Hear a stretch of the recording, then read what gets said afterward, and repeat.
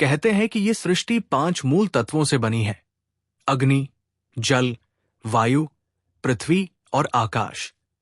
परंतु मंत्ररण्य में कुछ लोग विस्पर्स में एक छठे तत्व की चर्चा करते हैं, एक ऐसा तत्व जो इन पांचों को बांध कर रखता है, तत्वसार। मंत्ररण्य एक रहस्यमय संसार जहां भावना में जादू है और वाणी में शक्ति। ये भूमि तत्वों के अनुसार 5 भागों में बंटी है और हर भाग की संस्कृति, विज्ञान, युद्ध कला और जीवन शैली अलग है। हर क्षेत्र में शक्ति पाने की होड़ है, परंतु अग्नि क्षेत्र सबसे अधिक खतरनाक और प्रतिस्पर्धी माना जाता है। अग्निगढ़ अग्नि क्षेत्र की राजधानी, जहां लावे की नदियां बहती हैं। भवन राख और ज्वालामुखीय पत्थरों से बने हैं। यहां के लोग अपने क्रोध, साहस और बलिदान के लिए जाने जाते हैं। इन्हीं खौलते पत्थरों के बीच बसा है अग्निशिखा विद्यालय, एक ऐसा संस्थान जहां अग्नि तत्व का अधिग्रहण और उसका उपयोग सिखाया जाता है। ये कोई सामान्य विद्यालय नहीं। यहां शक्ति की पूजा होती है। यहां परीक्षा में पास होना केवल अंक प्राप्त करने से नहीं होता। यहां जीवित रहना भी एक उपलब्धि मानी जाती है। यही स्थान था जहां एक दुर्बल और असफल छात्र अपनी किस्मत से लड़ रहा था और जहां नियति ने एक नया अध्याय लिखने का निश्चय किया। वही दिन था जब कॉलेज की प्रयोगशाला में एक प्रयोग बुरी तरह असफल हुआ। एक भीषण विस्फोट हुआ। लपटों में घिरा कमरा, टूटे हुए कांच, जले हुए कागज और भागते हुए छात्र। किसी को अंदाजा नहीं था कि उस धुएं के बीच जमीन पर पड़ा हुआ वो लड़का अब पहले जैसा नहीं रहा। उस लड़के ने धीरे से आंखें खोली। धुंधले दृश्य में उसने देखा अजीब पोशाकें पहने हुए लोग, एक गोल आकृति जिसमें चमकती रेखाएं थी और वातावरण में जली हुई गंध। उसका सिर भारी था, जैसे कई साल सोकर उठा हो। वो घबरा कर उठा, पर फिर बैठ गया। उसने अपने हाथों को देखा, पतले, झुलसे हुए, परंतु हल्के। ये कहाँ हूं मैं? वो फुसफुसाया। क्या ये कोई शूटिंग लोकेशन है या कोई कॉस्प्ले इवेंट? ये लोग ऐसे अजीब कपड़े क्यों पहने हुए हैं? चारों ओर वो देखता रहा। उसके पास की दीवार पर एक बोर्ड टंगा था, अग्निशिखा विद्यालय, अल्केमी प्रयोग कक्षा। बोर्ड के नीचे जला हुआ एक पार्चमेंट पड़ा था जिस पर लिखा था, फायर कैप्सूल प्रतिक्रिया परीक्षण। उसका दिल एक पल के लिए थम गया। ये नाम, ये प्रयोग, ये चित्र उसने पहले देखे थे, लेकिन कहा? तभी उसे याद आया, ये वही गेम था जो वो घंटों खेला करता था। मंत्रा लीजेंड्स, एक फैंटेसी गेम जिसमें उसे तत्वों का ज्ञान इकट्ठा कर एक अल्केमिस्ट बनना था। वो बुदबुदाया, क्या मैं उसी गेम की दुनिया में हूं? उसका चेहरा सख्त हुआ। सामने कुछ छात्र खड़े थे जो विस्फोट से घबराए हुए उसकी ओर देख रहे थे। वे वही थे जो उस शरीर को पहले तिरस्कार से देखा करते थे, पर अब रयो की आंखों में कुछ अलग था। एक ठहराव, एक समझदारी और एक आत्मविश्वास। भीतर से एक आवाज आई, शुरू होता है खेल। और उसी पल उस पुराने शरीर में जन्म हुआ एक नई आत्मा का, एक ऐसा पुनर्जन्म जो केवल उस लड़के का नहीं था, बल्कि पूरे मंत्ररण्य की किस्मत का था। धीरे धीरे रयो के सामने सब कुछ साफ होने लगा था। उसे अब पूरा यकीन हो चला था, ये वही दुनिया है जो वो कभी अपने लैपटॉप की स्क्रीन पर देखा करता था। वही मंत्ररण्य, वही अग्निगढ़ और ये अग्निशिखा विद्यालय भी। सब कुछ वैसा ही था जैसा उसने उस गेम में देखा था, जिसे उसने स्कूल के दिनों में बार बार खेला था। पर यह गेम नहीं था। यहां दर्द असली था, घाव असली थे और सबसे ज्यादा मौत भी असली थी। रयो ने धीमे से अपनी छाती पर हाथ फेरा। वहां हल्का सा जलन थी, मानो विस्फोट की लपटें उसकी त्वचा को छू गई हों। पर उससे ज्यादा उसे महसूस हो रहा था वो बोझ जो उसके भीतर कहीं दबा हुआ था। एक अजीब सा खिंचाव, जैसे कोई ऊर्जा उसके भीतर करवटें ले रही हो। तभी एक आवाज आई, तीखी, व्यंग्य से भरी। ओहो, देखो कौन जिंदा बच गया। रयो ने सिर घुमाया। 3 लड़के उसकी तरफ बढ़ रहे थे। कॉलेज के वही पुराने दबंग छात्र जो उस शरीर के पिछले मालिक को रोज तंग किया करते थे। उनमें सबसे आगे था अर्जुन, अग्निशिखा विद्यालय के सबसे प्रतिभाशाली लेकिन घमंडी छात्र। उसके चेहरे पर वही पुरानी मुस्कान थी, नीची निगाहों से देखने वाली। तेरा तो हो गया था काम तमाम ना? अर्जुन बोला। कितनी बार बोला था तुझसे कि ये सब तेरे बस की बात नहीं। अब देख, तू किसी काम का नहीं था और आज फिर साबित हो गया। रयो ने उसकी ओर देखा, पर इस बार उसकी नजरें झुकी हुई नहीं थी। उसके भीतर कुछ फूट रहा था, जैसे कोई पुरानी याद, कोई नींद में बंद शक्ति। और अचानक उसके चारों ओर की हवा भारी हो गई। अर्जुन ने मजाक उड़ाते हुए उसका कंधा धक्का दिया। चल हट, अब फिर से रोने वाला होगा तू। रयो एक क्षण के लिए चुप रहा, फिर बहुत धीमे और ठंडे स्वर में बोला, मुझे छूने की जरूरत नहीं थी। अर्जुन हंस पड़ा। क्या बोले? और उसी पल एक हल्की सी चिंगारी रयो की हथेली पर उभरी। किसी ने नहीं देखा कि उसने कोई मंत्र पढ़ा, कोई ताली नहीं बजाई, कोई मुद्रा नहीं बनाई। और फिर उसकी हथेली से एक अंगारे सी चमक निकली। चारों ओर हवा एक पल के लिए गर्म हो गई। अर्जुन की हंसी बंद हो गई। ये क्या? उसने पीछे हटते हुए कहा। रयो ने अपनी हथेली देखी। वहां एक नन्ही सी अग्नि गेंद तैर रही थी, इतनी शुद्ध, इतनी सजीव कि आसपास के छात्र हैरानी से देखने लगे। मैंने कुछ नहीं किया। रयो खुद भी चौंका, पर भीतर की आवाज कह रही थी, नहीं, तूने ही किया है। रयो के भीतर अग्नि तत्व की ऊर्जा पहली बार प्रत्यक्ष रूप से प्रकट हुई थी, बिना किसी मंत्र, बिना किसी औपचारिक शिक्षा के। ये असंभव था, और यही असंभव अब धीरे धीरे सबके सामने असलियत बनने वाला था। आसपास से कुछ शिक्षक दौड़ते हुए आए। प्रयोगशाला में विस्फोट की जांच हो रही थी, पर अब सबकी निगाहें रयो की ओर थी। तुमने अग्नि बॉल बिना मंत्र के बनाई?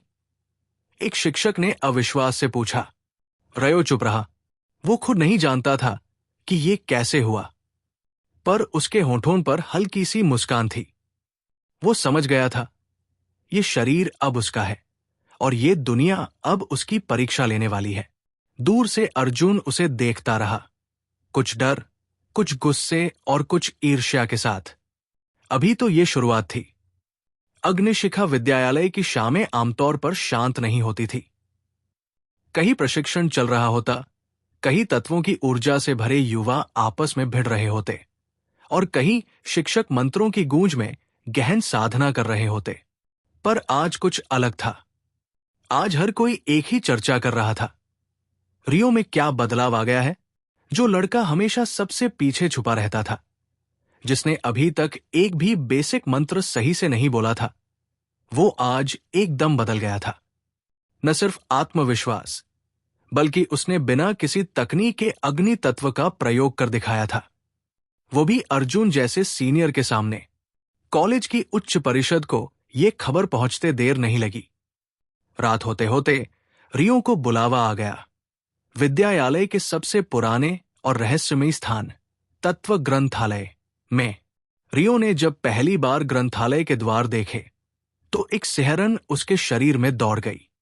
काले पत्थरों से बने विशाल दरवाजे, जिन पर उकेरे गए थे 5 तत्वों के प्रतीक, अग्नि, जल, वायु, पृथ्वी और आकाश। द्वार के बीचों बीच एक गोल चिन्ह था, अधूरा, जैसा कि कुछ छुपा हो। क्या तुम तैयार हो? एक वृद्ध शिक्षक ने पूछा, जिसकी आंखों में गहराई थी। रियो ने सिर हिलाया, भले ही उसके भीतर सवालों का तूफान चल रहा था। दरवाजे खुले, भीतर घना अंधकार था। परंतु जैसे ही रियो ने पहला कदम अंदर रखा, दीवारों पर खुद ब खुद दीप जल उठे, जैसे किसी ने उसकी उपस्थिति को पहचान लिया हो। वहां पंक्तियों में रखे थे सैकड़ों ग्रंथ, ज्यादातर प्राचीन और धूल से ढके हुए। लेकिन ग्रंथालय के मध्य में एक पत्थर की वेदी पर रखा था एक अकेला ग्रंथ जो बाकी सबसे अलग था। उस पर लिखा था युगों की भविष्यवाणी। शिक्षक बोले, ये ग्रंथ हजारों वर्षों से बंद है। केवल वही इसे छू सकता है जिसे तत्वों का संतुलन प्राप्त हो। रियो ने अनजाने में ही हाथ बढ़ाया। उसके स्पर्श करते ही ग्रंथ की धूल उड़ गई। वो खुलने लगा अपने आप। चारों ओर की ऊर्जा कांप उठी। दीवारों पर उकेरे प्रतीक चमकने लगे। शिक्षक चौंक गए। ये होना असंभव था। ग्रंथ के पन्ने खुद ब खुद पलटने लगे और रियो की आंखों के सामने एक चित्र उभरा।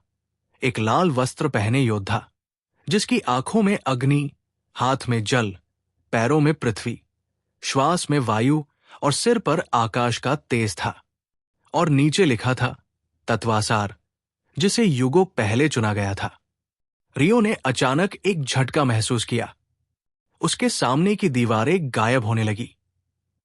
एक सूना मैदान, दूर एक विशाल वृक्ष और वृक्ष के नीचे एक वृद्ध साधु ध्यानमग्न बैठा था। साधु ने धीरे से आंखें खोली। रियो का कलेजा धक धक करने लगा। ऐसा लगा जैसे वो साधु सीधे उसके भीतर देख रहा हो, जैसे वो सब कुछ जानता हो। तू है? वृद्ध की आवाज गूंजी। वही आया है जिसे हमने युगों पहले चुना था। रियो ने पीछे हटने की कोशिश की पर हिल भी नहीं पाया। चारों ओर सिर्फ वही आवाज थी, तत्वासार। और उसी क्षण वो दृश्य गायब हो गया।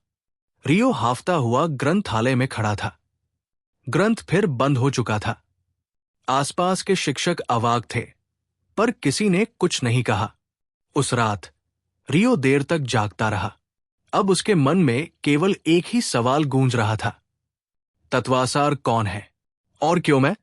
नमस्कार दोस्तों, आज के एपिसोड में आगे बढ़ने से पहले आप सबसे एक छोटी सी मदद चाहिए। मैंने देखा है कि चैनल की ग्रोथ थोड़ी धीमी हो गई है और आप सब्सक्राइब करके बहुत बड़ा सहयोग कर सकते हैं। ये फ्री है, आसान है और हमें मोटिवेशन देता है कि हम आपको और भी बेहतरीन कहानियां लाकर दें। माफ कीजिएगा, पिछला चैनल डिलीट हो गया था। अब मैं इस नए चैनल पर अपनी खुद की लिखी कहानियां लेकर आया हूं। तो कृपया सब्सक्राइब करें और जुड़े रहें रियो, तत्वासार का पुनर्जन्म के साथ। आपका सपोर्ट हमारे लिए बहुत मायने रखता है। तो चलिए अब शुरू करते हैं आज का एपिसोड। सुबह की पहली किरणों ने जब अग्निशिखा विद्यालय की ऊंची मीनारों को छुआ, तब वहां की हवाओं में एक अलग ही ऊर्जा घुली हुई थी। रियो अपनी छोटी सी छात्रावास कुटिया की खिड़की से बाहर देख रहा था। इस दुनिया की सुबह कुछ और ही थी। सूरज की रोशनी में भी तत्वों की ऊर्जा तैरती दिखाई देती थी। वायु में कंपन, धरती में थरथराहट और आकाश में एक अनजाना आकर्षण। लेकिन रियो के लिए ये अब भी एक अजनबी दुनिया थी। ये कोई सपना नहीं है, उसने खुद से कहा और अपने चेहरे पर पानी के छींटे मारे। मगर जब आईने में देखा तो वहां वही चेहरा था। 19 साल का एक दुबला-पतला युवक, झुलसे बाल, थकी हुई आंखें, जो अब रियो की थी। इस शरीर का नाम भी रियो ही है। अजीब इत्तेफाक है, वो कॉलेज के यूनिफॉर्म में तैयार हुआ, गहरे लाल रंग का अंगरखा जिस पर अग्नि तत्व का चिन्ह अंकित था और कमर में बंधी काली पट्टी। यही पहनावा था अग्नि क्षेत्र के छात्रों का। बाहर निकला तो छात्रावास की गलियों में हलचल थी। आज सप्ताह का पहला दिन था, जिसका अर्थ था तत्व सिद्धांत की कक्षा और प्रयोगशाला अभ्यास। छात्र आपस में बात कर रहे थे और बहुत से उसे देखकर कानाफूसी कर रहे थे। वो वही है ना जिसने बिना मंत्र अग्नि बॉल बनाई थी? हां, कहते हैं उसने ग्रंथालय का वो प्राचीन ग्रंथ छू लिया था। लेकिन कैसे? वो तो सबसे कमजोर छात्र था। रियो चुपचाप चलता रहा।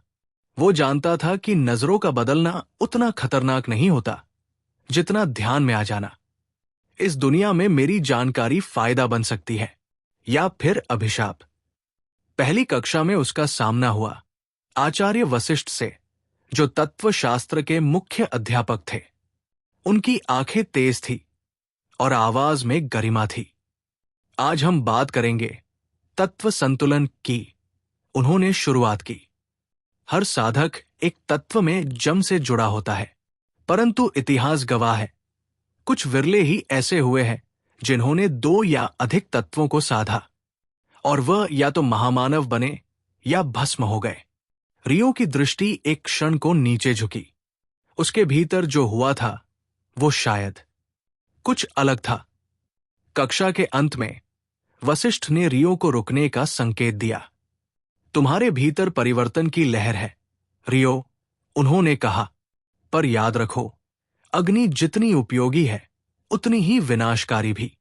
उसे साधना आसान नहीं और छुपाना असंभव। रियो ने कुछ नहीं कहा। उसकी नजरें एक पल के लिए खिड़की से बाहर चली गई, जहां आकाश में बादल एक विचित्र आकृति में बदल रहे थे, जैसे कोई संदेश हो। उसका ये नया जीवन अभी शुरू ही हुआ था, लेकिन हर कदम पर रहस्य, खतरे और भविष्यवाणी की परछाइयां मंडरा रही थी। दोपहर की धूप विद्यालय के विशाल प्रांगण में छिटकी हुई थी। तत्व अभ्यास कक्षाएं अब खुली थी और हर छात्र अपनी शक्ति को निखारने के लिए तैयार था। रियो भी उसी भीड़ का हिस्सा था, पर भीतर ही भीतर वो बाकी सबसे अलग था। मुझे पता है ये कैसे करना है, लेकिन ये ज्ञान मेरे साथ कहां से आया? वो जानता था कि जल तत्व को रोकने के लिए अग्नि को कैसे घुमाना होता है। उसे वायु से ऊर्जा खींचने का तरीका भी पता था। ये सब उसे उस गेम में याद था, एलिमेंटल रेन, जो उसकी असली दुनिया में एक पुराना, अधूरा रह गया खेल था। क्या मंत्रारण्य वही है? क्या ये कोई संयोग है? लेकिन सवालों का जवाब अभी दूर था। उस दिन की दूसरी कक्षा थी तत्व प्रयोगशाला। यहां छात्रों को सीमित शक्ति दी जाती थी और उन्हें अभ्यास क्षेत्र में विशेष मंत्रों के साथ प्रयोग करना होता था। रियो को दी गई थी अग्नि नियंत्रण की एक आधारभूत चुनौती। एक स्थिर अग्नि गोला बनाओ और उसे हवा में 3 बार घुमाओ बिना उसे विस्फोट किए। बहुतों के लिए यह कठिन था। कई छात्र बार बार असफल हो रहे थे। कोई उसका आकार नहीं बना पा रहा था, कोई उसे स्थिर नहीं रख पाता। रियो खड़ा रहा। उसकी बारी आई। उसने गहरी सांस ली और आंखें मूंद ली। तत्व चक्र, अग्नि जागरण। उसने अपने हाथ आगे बढ़ाए। ऊर्जा उसकी हथेलियों में इकट्ठा होने लगी। हवा गर्म होने लगी। कुछ क्षणों में एक परिपूर्ण अग्नि गोला उसके सामने मंडरा रहा था। वो शांत था। उसकी सतह पर लपटें नाच रही थी, पर नियंत्रण में थी। 1 बार, 2 बार, 3 बार। सारा अभ्यास कक्ष शांत था। कोई आवाज नहीं, केवल मंत्र की प्रतिध्वनि। पूर्ण, आचार्य ने कहा। असंभव, किसी छात्र ने बुदबुदाया। लेकिन इससे पहले कि रियो कुछ और कर पाता, एक और शक्ति उसके भीतर से फूट पड़ी। उसकी आंखें कुछ क्षण के लिए चमक उठीं, लाल नहीं, नीली। जल तत्व की एक हल्की लहर उसकी हथेली में महसूस हुई, जैसे कोई भीतर से कुछ और भी जगा रहा हो। रियो ने तुरंत अपने हाथ नीचे कर लिए। आसपास किसी ने कुछ देखा नहीं, लेकिन उसे पता चल गया था, उसके भीतर सिर्फ अग्नि नहीं है। वो जल्दी से भीड़ से अलग हो गया। प्रांगण की पीछे वाली दीवार के पास एक सुनसान कोना था, जहां वो अक्सर उस शरीर का असली रियो अकेला बैठा करता था। वहीं बैठकर उसने अपने हाथों को देखा। मुझे ये सब कैसे पता है? ये तत्व मुझसे ऐसे जुड़ क्यों रहे हैं? उसी समय एक हल्की आहट सुनाई दी। कोने की छाया से एक लड़की निकली, काले वस्त्रों में, नुकीले चेहरे वाली, जिसकी आंखों में बुद्धिमत्ता और रहस्य एक साथ थे। तुम बदल गए हो, रियो, उसने कहा। उसकी आवाज स्थिर थी। रियो ने चौंक कर उसकी ओर देखा। तुम कौन हो? नाम मायने नहीं रखता अभी, वो बोली। पर तुम्हारे जैसे लोग इस विद्यालय में लंबे समय तक अनदेखे नहीं रह सकते। सब कुछ बदलने वाला है और शायद तुम उसका केंद्र हो। और इतना कहकर वो चली गई, जैसे धुएं में घुल गई हो। रियो देर तक वही बैठा रहा, सवालों के भंवर में फंसा। कौन हूं मैं इस दुनिया में? क्या सच में ये सिर्फ खेल था, या एक भविष्यवाणी? अग्निशिखा विद्यालय के पुराने प्रायोगिक भवन में, जहां कभी प्रतिभाशाली छात्रों के नाम पत्थर की दीवारों पर उकेरे जाते थे, वहां आज रियो खड़ा था। एक ऐसी परीक्षा के सामने जो कभी उसका अंत बन चुकी थी। इस भवन के अंतिम कक्ष को राख कक्ष कहा जाता था। यहां केवल वही छात्र आते थे जो या तो अंतिम अवसर पर हों, या फिर जिन्हें शिक्षक अब आशा की दृष्टि से नहीं देखते। वही कमरा जहां इस शरीर का असली रियो अपनी आखिरी असफलता के साथ बेहोश हुआ था, जहां उसका जीवन लगभग समाप्त हो गया था। लेकिन आज कुछ बदल चुका था। रियो के अंदर बैठा आत्मा, जो दूसरे संसार से आया था, अब इस दुनिया को अपनी आंखों से देख रहा था, पर उस ज्ञान के साथ जो इस दुनिया को एक गेम की तरह देखता था। तैयार हो? एक कठोर स्वर गूंजा, आचार्य भास्कर का, जो विद्यालय में अल्केमी के सबसे अनुभवी पर सबसे कटु शिक्षक माने जाते थे। हां, रियो ने ठंडे स्वर में कहा। आश्चर्य की बात यह थी कि उसका स्वर आत्मविश्वास से भरा था। सामने एक साधारण प्रयोग रखा गया था, एक मिश्रण बनाना जो उपचार में उपयोगी होता है, परंतु यदि अनुपात गलत हो जाए तो वो विस्फोटक हो सकता था। पिछली बार यही हुआ था। इस बार रियो की आंखें चमक रही थी। उसने सामग्री देखी, रक्तवल्ली की जड़, गरिष्ठ धातु चूर्ण, वायुरस बूंदे, और जैसे ही वो मिश्रण बनाने लगा, उसके हाथ बिल्कुल सधे हुए थे, जैसे वो ये सब पहले ही कर चुका हो।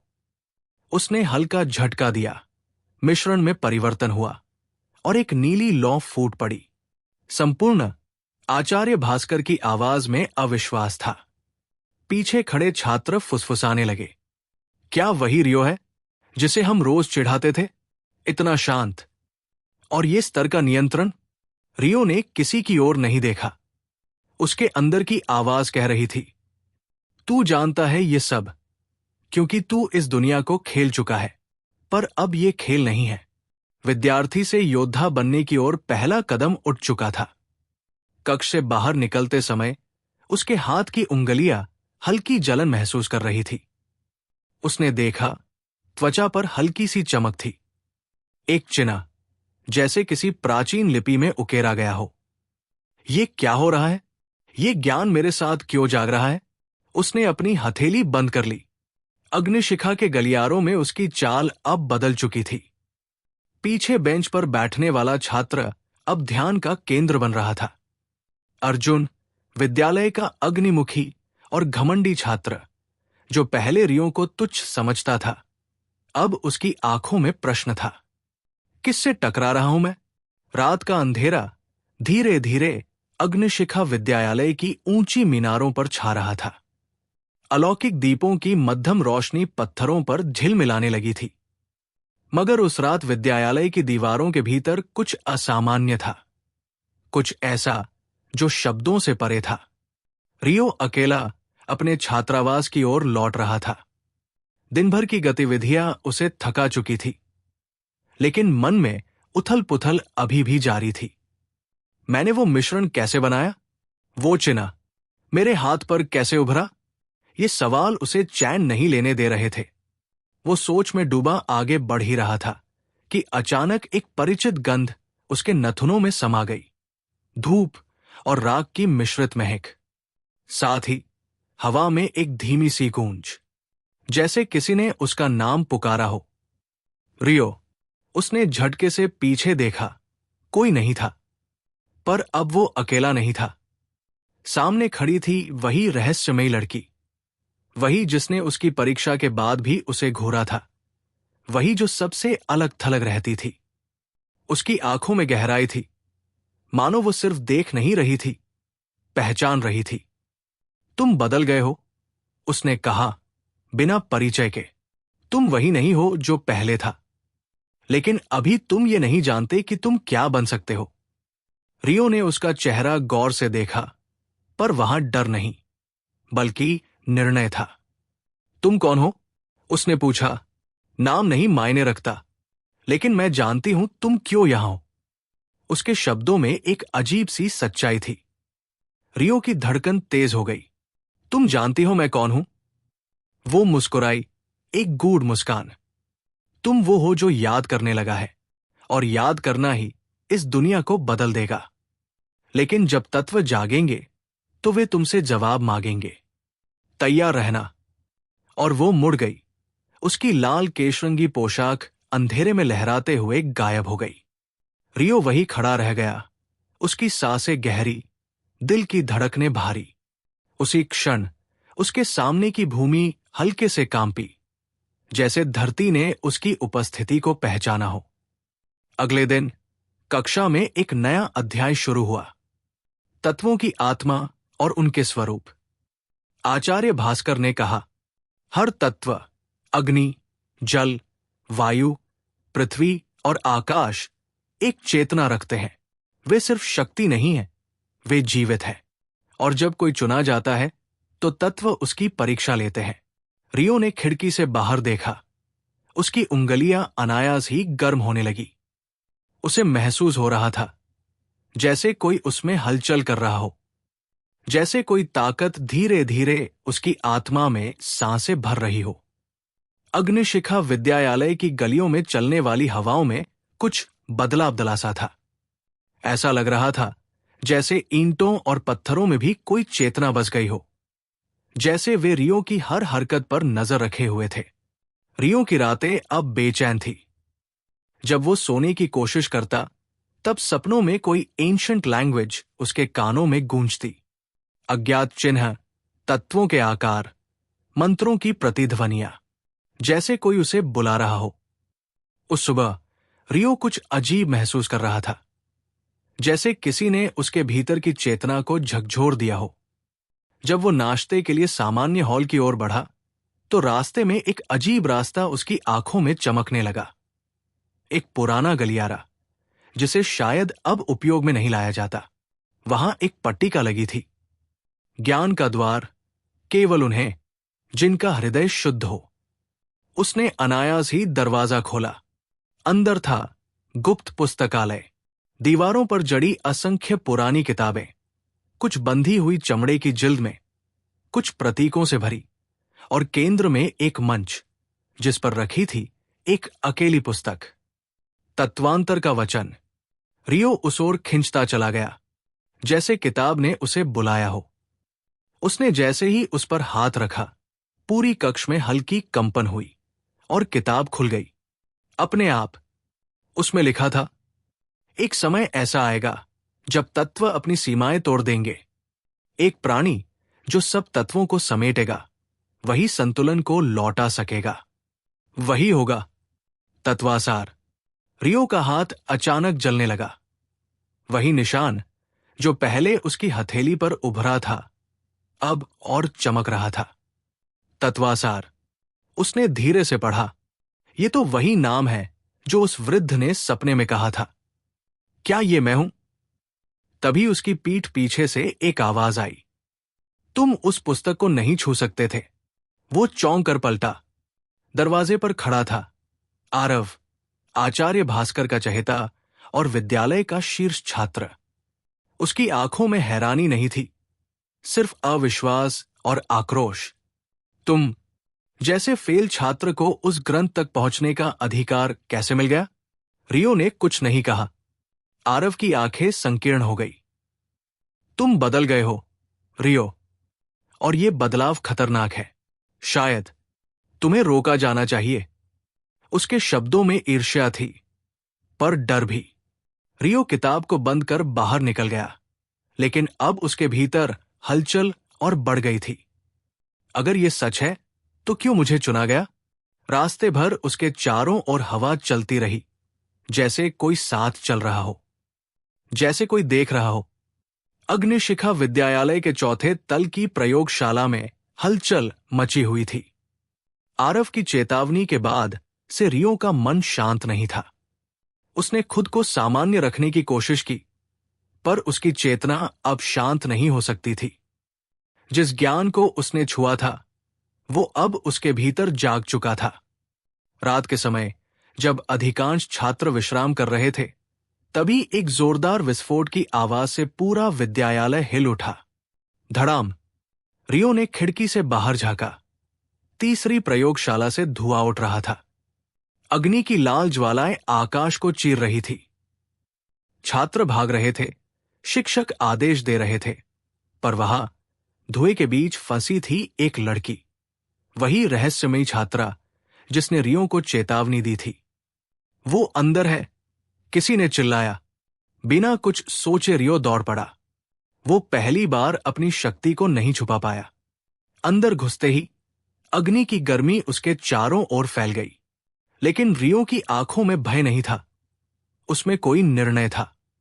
उसकी उंगलियां अपने आप हिलने लगी, और तभी उसकी हथेली से एक ज्वाला निकली, पर वो विनाश की नहीं, रक्षा की थी। उसने अग्नि को पीछे धकेला, जैसे आग भी उसे पहचानती हो। उसके इशारे पर लपटे रास्ता छोड़ती गई। लड़की को देखकर उसने हाथ बढ़ाया। चलो, यहां से निकलना होगा। जैसे ही वो बाहर निकले, बाकी छात्रों की नजर रियो पर गई। उसके चारों ओर की गर्मी जैसे रुक गई हो, जैसे अग्नि उसे छू नहीं पा रही थी। आरव, जो सब देख रहा था, अब अंदर ही अंदर कांप रहा था। रात के बाद रियो अकेले छत पर बैठा था। उसके हाथों में अब भी वो गर्माहट थी, लेकिन अब वो डरावनी नहीं, परिचित लग रही थी। मैं कोई साधारण छात्र नहीं रहा, उसने फुसफुसाया। पर अगर मैं सच में तत्वासार हूं तो। तभी हवा फिर से चलने लगी, और उसके कानों में एक बार फिर वही आवाज गूंजी। तू वही है जिसे हमने युगों पहले चुना था। ब्रह्मावन तुझे पुकार रहा है। Cliff hanger. क्या रियो सच में वही है जिसकी भविष्यवाणी की गई थी? उसके हाथ की शक्ति क्या उसे दूसरों से अलग बना देगी? आरव क्या चुप बैठेगा? रहस्यमयी लड़की की असली पहचान क्या है? और सबसे बड़ा सवाल, ब्रह्मावन की पुकार का क्या अर्थ है? क्या होगा रियो की इस कहानी में, जब हर तत्व जागेगा और हर रहस्य खुलेगा? नमस्कार दोस्तों, आज के एपिसोड में आगे बढ़ने से पहले आप सबसे एक छोटी सी मदद चाहिए। मैंने देखा है कि चैनल की ग्रोथ थोड़ी धीमी हो गई है, और आप सब्सक्राइब करके बहुत बड़ा सहयोग कर सकते हैं। ये फ्री है, आसान है, और हमें मोटिवेशन देता है कि हम आपको और भी बेहतरीन कहानियां लाकर दें। माफ कीजिएगा, पिछला चैनल डिलीट हो गया था। अब मैं इस नए चैनल पर अपनी खुद की लिखी कहानियां लेकर आया हूं। तो कृपया सब्सक्राइब करें और जुड़े रहें रियो तत्वासार का पुनर्जन्म के साथ। आपका सपोर्ट हमारे लिए बहुत मायने रखता है। तो चलिए अब शुरू करते हैं आज का एपिसोड। सुबह की पहली किरणें जब अग्निशिखा विद्यालय की ऊंची मीनारों को छू रही थी, तब रियो अकेले पुस्तकालय की ओर बढ़ रहा था। पिछली रात जो हुआ था वो अब एक रहस्य नहीं रहा। कई छात्रों ने उसकी शक्तियों को देखा था, और अब हर कोना उसकी फुसफुसाहटों से गूंज रहा था। पर रियो को उन कानाफूसियों की चिंता नहीं थी। उसके मन में अब सिर्फ एक ही प्रश्न था, ब्रह्मावन कौन सा स्थान है, और वो आवाज उसे क्यों बुला रही थी? पुस्तकालय में आचार्य निधि उस दिन विशेष ग्रंथों का संकलन कर रही थी। रियो ने संकोच से पूछा, आचार्य, क्या मैं तत्वों की उत्पत्ति और ब्रह्मावन से जुड़ा कोई ग्रंथ पढ़ सकता हूं? आचार्य ने क्षण भर उसकी ओर देखा, जैसे कुछ समझ गई हो। वो पुस्तकें हर किसी के लिए नहीं होती, रियो। तुम तैयार नहीं हो? शायद नहीं, रियो ने शांत स्वर में कहा, लेकिन जो मुझ में जाग रहा है उसे मैं अब नजरअंदाज नहीं कर सकता। आचार्य निधि कुछ देर मौन रही, फिर उठीं और पुस्तकालय के एक गुप्त कक्ष में चली गई।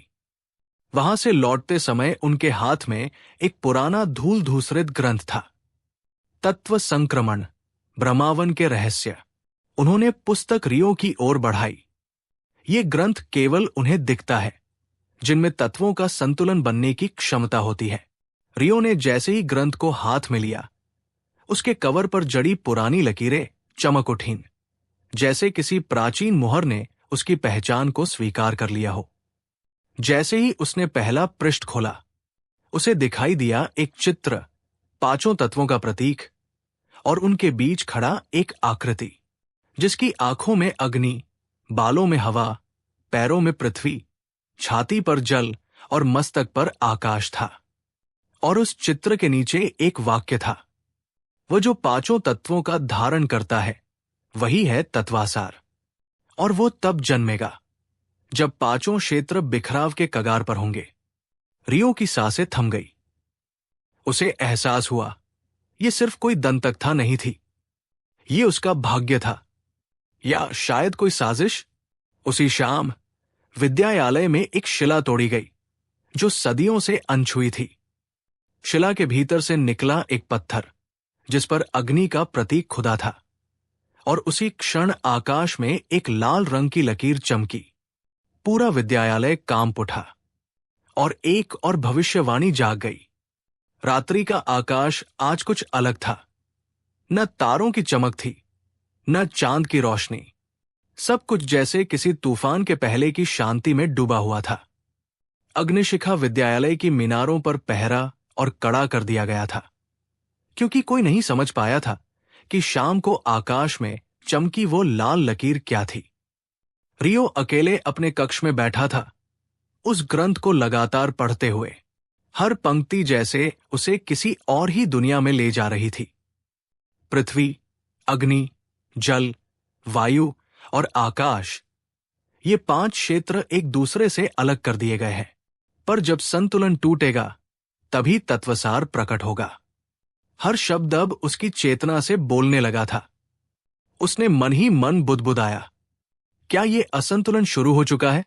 अगले ही पल दरवाजा किसी ने जोर से खटखटाया। धम धम। दरवाजा खोला तो सामने खड़ी थी वही रहस्यमयी छात्रा, कियारा। तुम्हें हमारे साथ चलना होगा, रियो। समय बहुत कम है। रियो चौंका। मैं अकेली नहीं हूं। बहुत से ऐसे छात्र हैं जिन्हें तुम्हारी सच्चाई का आभास हो चुका है।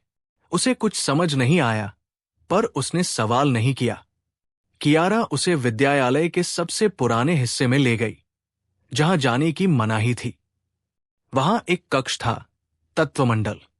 भीतर जाने पर रियो की आंखें चौंधिया गई। दीवारों पर 5 अलग अलग क्षेत्रों के प्रतीक अंकित थे।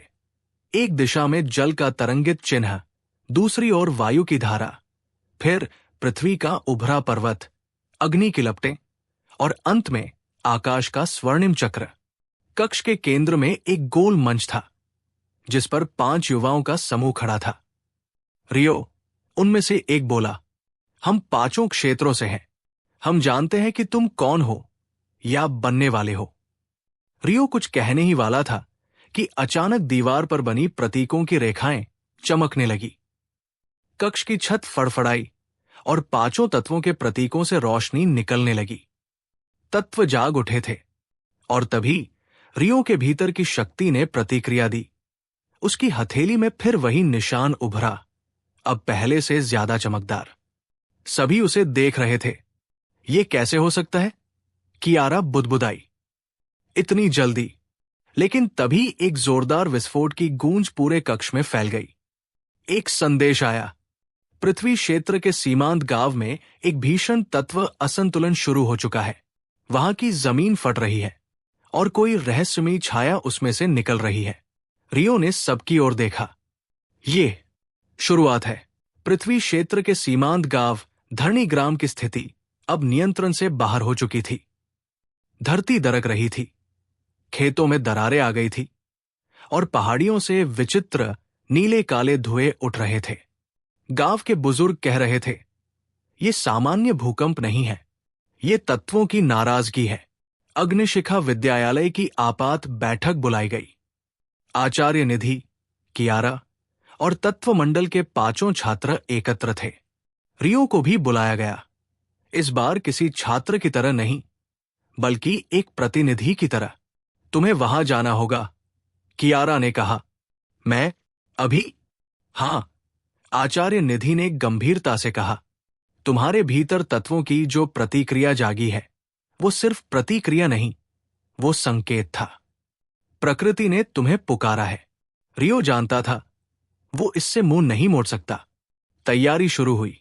विद्यालय की पुरानी शस्त्रागार से रियो को एक विशेष अग्निकवच दिया गया, जो केवल वही पहन सकता था, जिसमें अग्नि तत्व का सामंजस्य हो। जैसे ही रियो ने उसे पहना, कवच चमक उठा, जैसे उसे अपनी पहचान मिल गई हो। तत्वमंडल की टीम भी साथ चलने को तैयार थी, और इस बार कियारा खुद आगे बढ़ी। उन्होंने अग्निशिखा की गोपनीय सुरंगों से होकर यात्रा शुरू की, एक ऐसा रास्ता जो सीधे उन्हें पृथ्वी क्षेत्र की सीमाओं तक ले जाता था। रास्ते भर रियो के मन में एक ही बात गूंज रही थी, अगर ये असंतुलन ऐसे ही बढ़ता गया तो क्या पूरा मंत्रारण्य खतरे में है, या फिर ये सब किसी बड़े खेल की शुरुआत है। रास्ते के अंत में जब उन्होंने धरणीग्राम की पहली झलक देखी तो सभी की सांसें थम गई। गांव अब गांव नहीं रहा था, वो एक तत्विक युद्ध भूमि बन चुका था। धरती के बीचों बीच एक विशाल गड्ढा था, और उस गड्ढे से उठ रही थी एक काली आकृति, मानव जैसी, पर इंसान नहीं। रियो के शरीर में कुछ सिहर गया। ये कौन है? उसने फुसफुसाया, पर उसकी बात का उत्तर किसी और ने नहीं, बल्कि उस छाया ने दिया। तत्वों के नए वाहक। अंत अब शुरू होता है। क्या रियो और तत्वमंडल की टीम इस रहस्यमयी शक्ति का सामना कर पाएंगे? ये छाया कौन है जो तत्वों के असंतुलन से जुड़ी है? क्या कियारा और आरव की राहें अब आमने सामने होंगी? और रियो, क्या वह सच में तैयार है उस राह के लिए जो उसे तत्वासार बनने तक ले जाएगी? क्या होगा रियो की इस कहानी में? जब छुपे रहस्य सतह पर आने लगेंगे, जब प्रकृति की पुकार युद्ध बन जाएगी, जब तत्व एक बार फिर टकराएंगे। धरणीग्राम अब धूल और राख में डूबा हुआ था। पेड़ झुलस चुके थे, जमीन पर लावे जैसी दरारें फैल रही थी, और आकाश पर एक अजीब सा गहरा लाल धुंध छाया हुआ था। चारों ओर एक बेचैन सन्नाटा था, मानो पूरा वातावरण किसी अनकहे खतरे की सांसें गिन रहा हो। रियो तत्वमंडल की टीम के साथ गांव की सीमा पर खड़ा था। उसकी आंखें उस विशाल गड्ढे को घूर रही थी, जहां से वो रहस्यमयी छाया प्रकट हुई थी। वो आकृति अब धीरे धीरे आकार ले रही थी। उसकी त्वचा राख जैसी काली थी, आंखें अंगारों सी जल रही थी, और उसके पीछे लहराती परछाइयां जैसे खुद तत्वों को चुनौती दे रही हों। ये कोई आम शत्रु नहीं है, कियारा ने फुसफुसाया। ये तत्व विरुद्ध है, वो जो तत्वों की शक्ति को उलट देता है। रियो ने अपनी मुट्ठी भींची। उसकी हथेली पर तत्व चिन्ह फिर से जल उठा था। इस बार उसमें हल्की सी हरी चमक भी थी, पृथ्वी तत्व की। शायद यही इसका जवाब है, रियो ने मन में सोचा। तत्वमंडल के हर सदस्य ने अपनी शक्ति को जागृत किया। कियारा के हाथों में वायु की धाराएं घूमने लगी। नयन ने पृथ्वी को हिला दिया। ईशा ने जल की परतें हवा में तैराई। अंश ने अग्नि की लपटें भड़काई, और रेयांश के चारों ओर आकाश का हल्का नीला प्रभामंडल बन गया। पर छाया हंसी, गूंजती, कंपाती हंसी। तुम्हें लगता है ये तत्व तुम्हें बचाएंगे? ये वही तत्व है जो मुझे जन्म देते हैं, मुझे शक्ति देते हैं। फिर उसने जमीन पर हाथ मारा, और पूरी धरती थर्रा उठी। रियो ने देखा, गांव के भीतर कुछ बच्चे अभी भी एक मंदिर के खंडहर में फंसे हुए हैं, और उस मंदिर की दीवार अब धीरे धीरे गिर रही थी। हमें उन्हें बचाना होगा, उसने कहा। बाकी सबने सहमति में सिर हिलाया। कियारा और अंश छाया का ध्यान भटकाने लगे, जबकि रियो और ईशा बच्चों की ओर दौड़े। रास्ते में जब रियो मंदिर की ओर बढ़ रहा था, तभी जमीन उसके नीचे धंसी, और एक क्षण के लिए उसने महसूस किया कि किसी अदृश्य शक्ति ने उसे पकड़ लिया है। पर उसी पल उसकी कलाई पर बंधी लाल डोरी तेजी से चमकने लगी, वही जो उसने इस दुनिया में आने के बाद पहली बार देखी थी।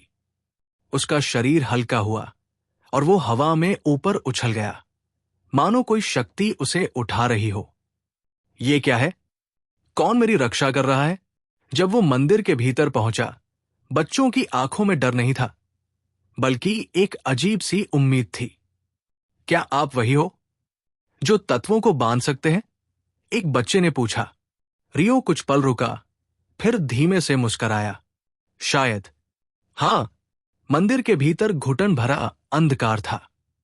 दीवारों से राख झड़ रही थी और हर कोना कांप रहा था, मानो पूरा ढांचा कभी भी ढह सकता था। रियो ने 3 बच्चों को अपने पीछे छिपाया और आगे बढ़ा। उसकी आंखें चारों ओर दौड़ रही थी।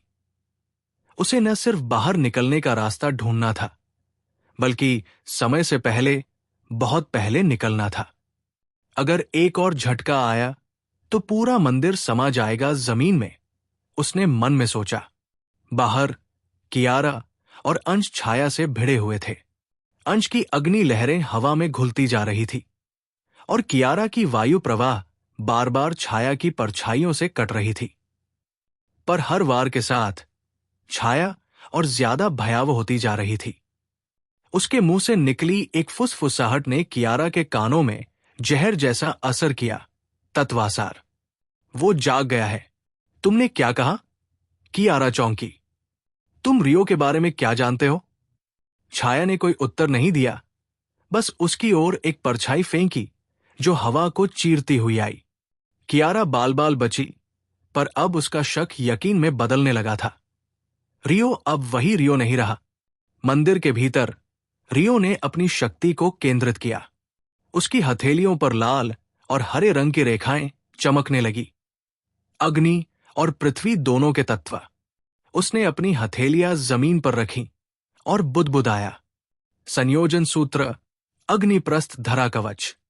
जमीन पर तत्वों की लहर दौड़ी और कुछ ही क्षणों में एक चमकता हुआ सुरंगनुमा रास्ता बन गया।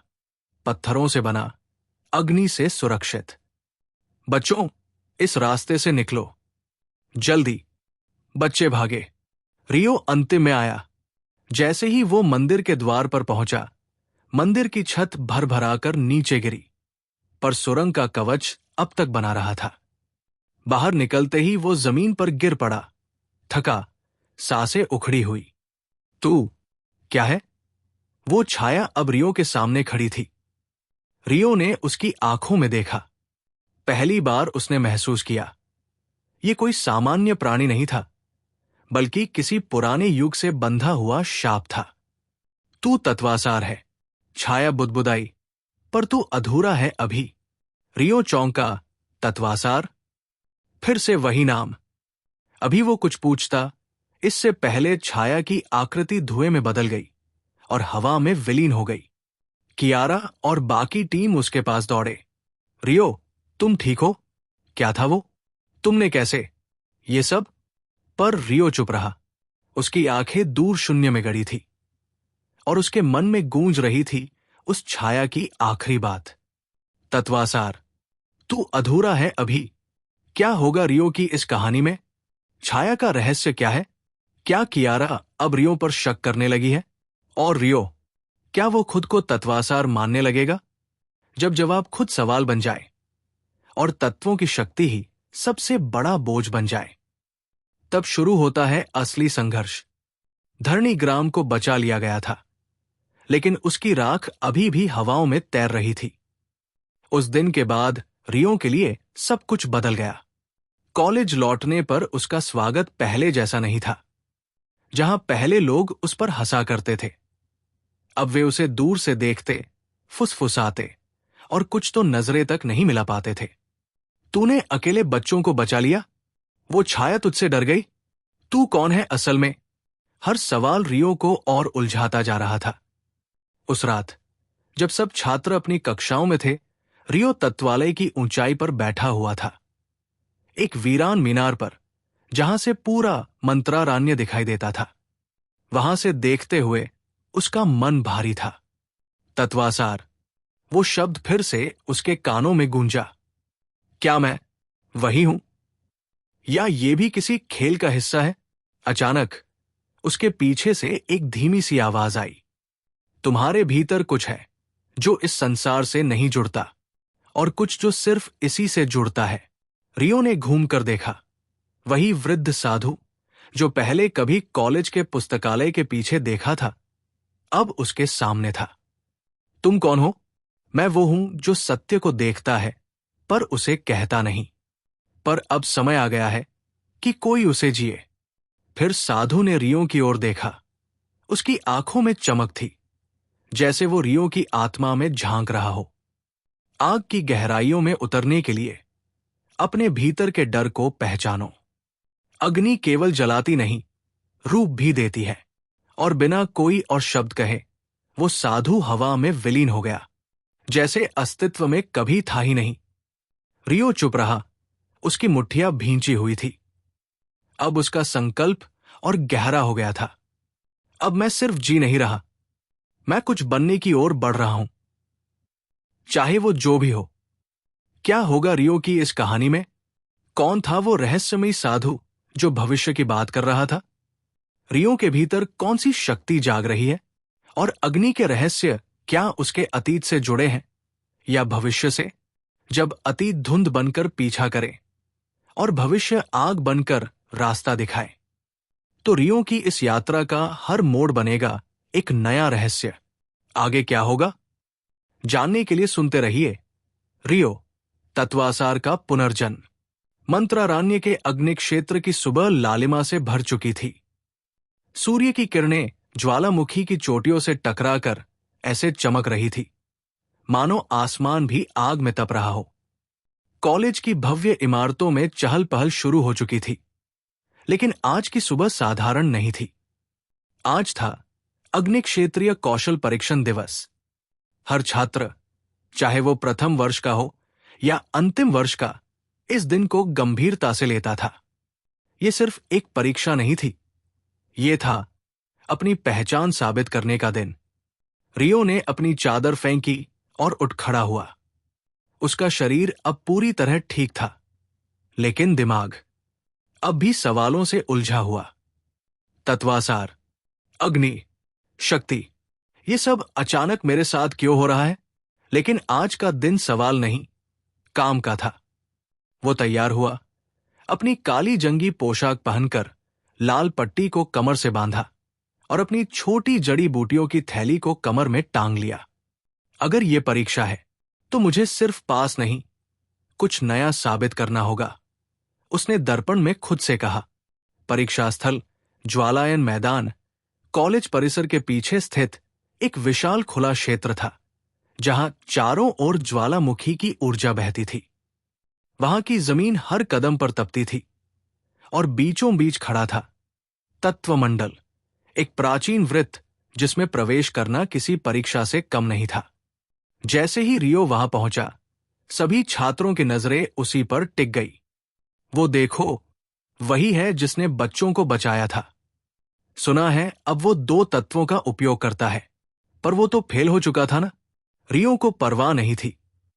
उसने अपनी जगह ली। मुख्य प्रशिक्षक आचार्य दक्ष अपने विशाल आसन से बोले, विद्यार्थियों, आज का दिन केवल तुम्हारी शक्ति नहीं, तुम्हारे संयम की परीक्षा भी है।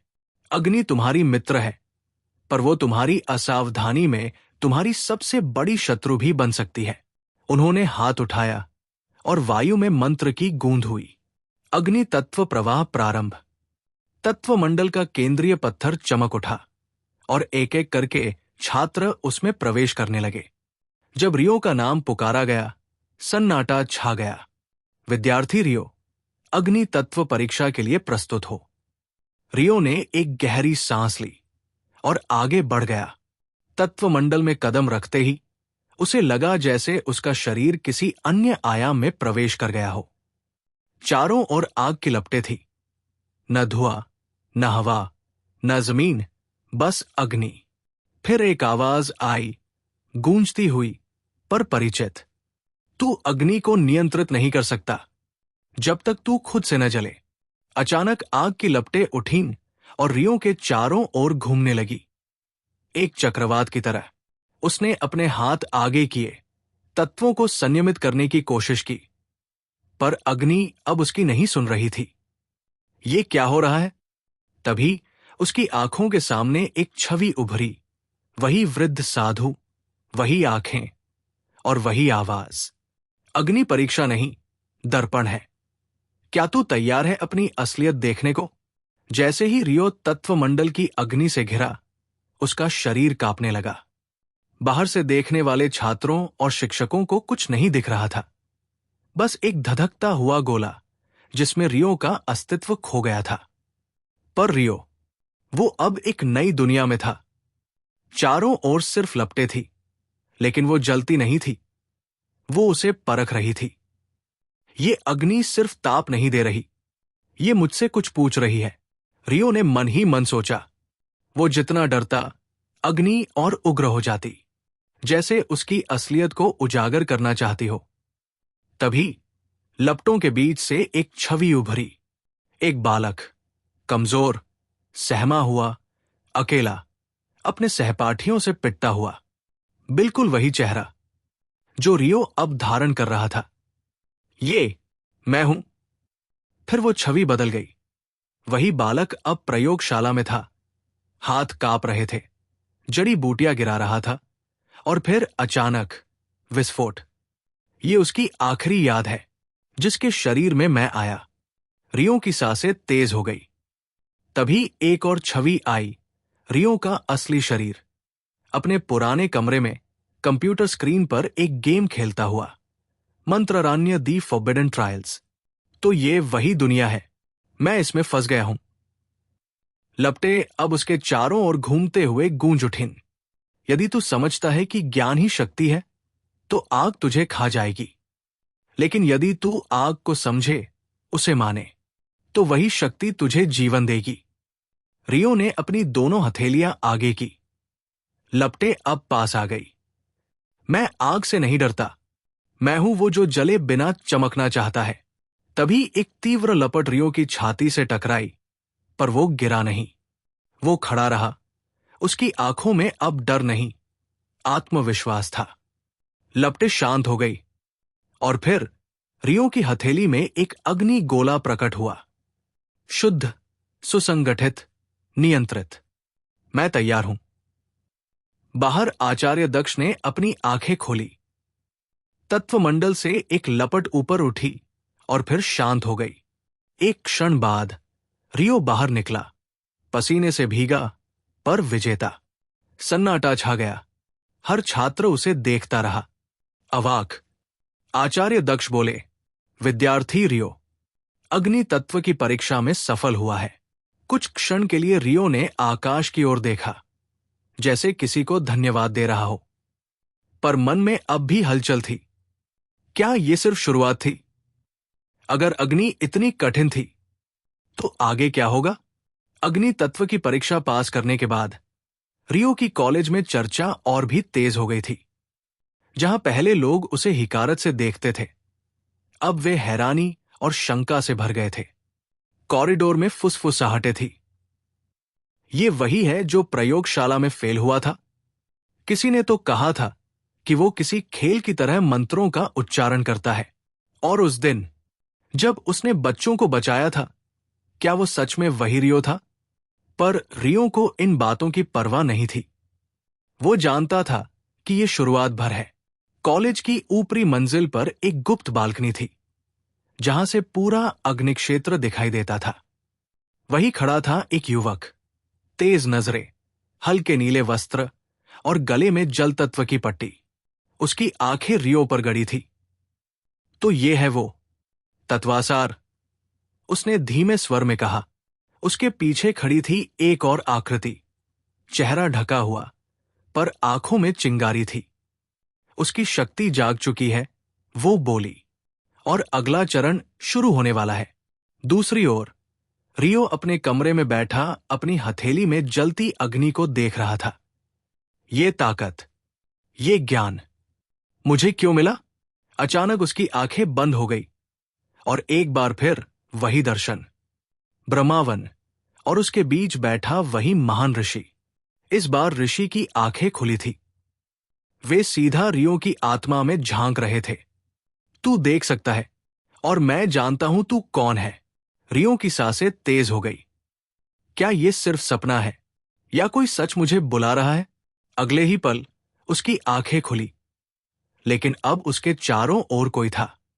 कमरे की दीवार पर एक निशान चमक रहा था, पंचतत्व का चिन्ह। नीचे मैदान में अग्नि क्षेत्र के प्राचार्य आचार्य दक्ष कुछ मंत्रों का उच्चारण कर रहे थे। अचानक उनके पास एक संदेशवाहक आया, हाफता हुआ। प्रभु, ब्रह्मवन से संदेश आया है। तत्वासार ने पहला चरण पार कर लिया है। परीक्षण आरंभ हो। दक्ष की आंखें फैल गई।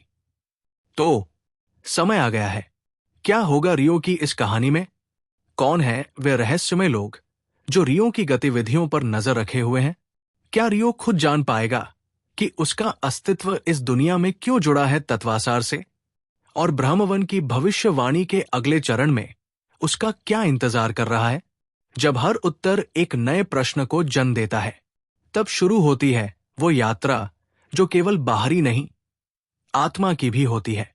रियो, तत्वांतर का पुनर्जन्म की इस रहस्य और शक्ति से भरी गाथा में अगले अध्याय का इंतजार कीजिए।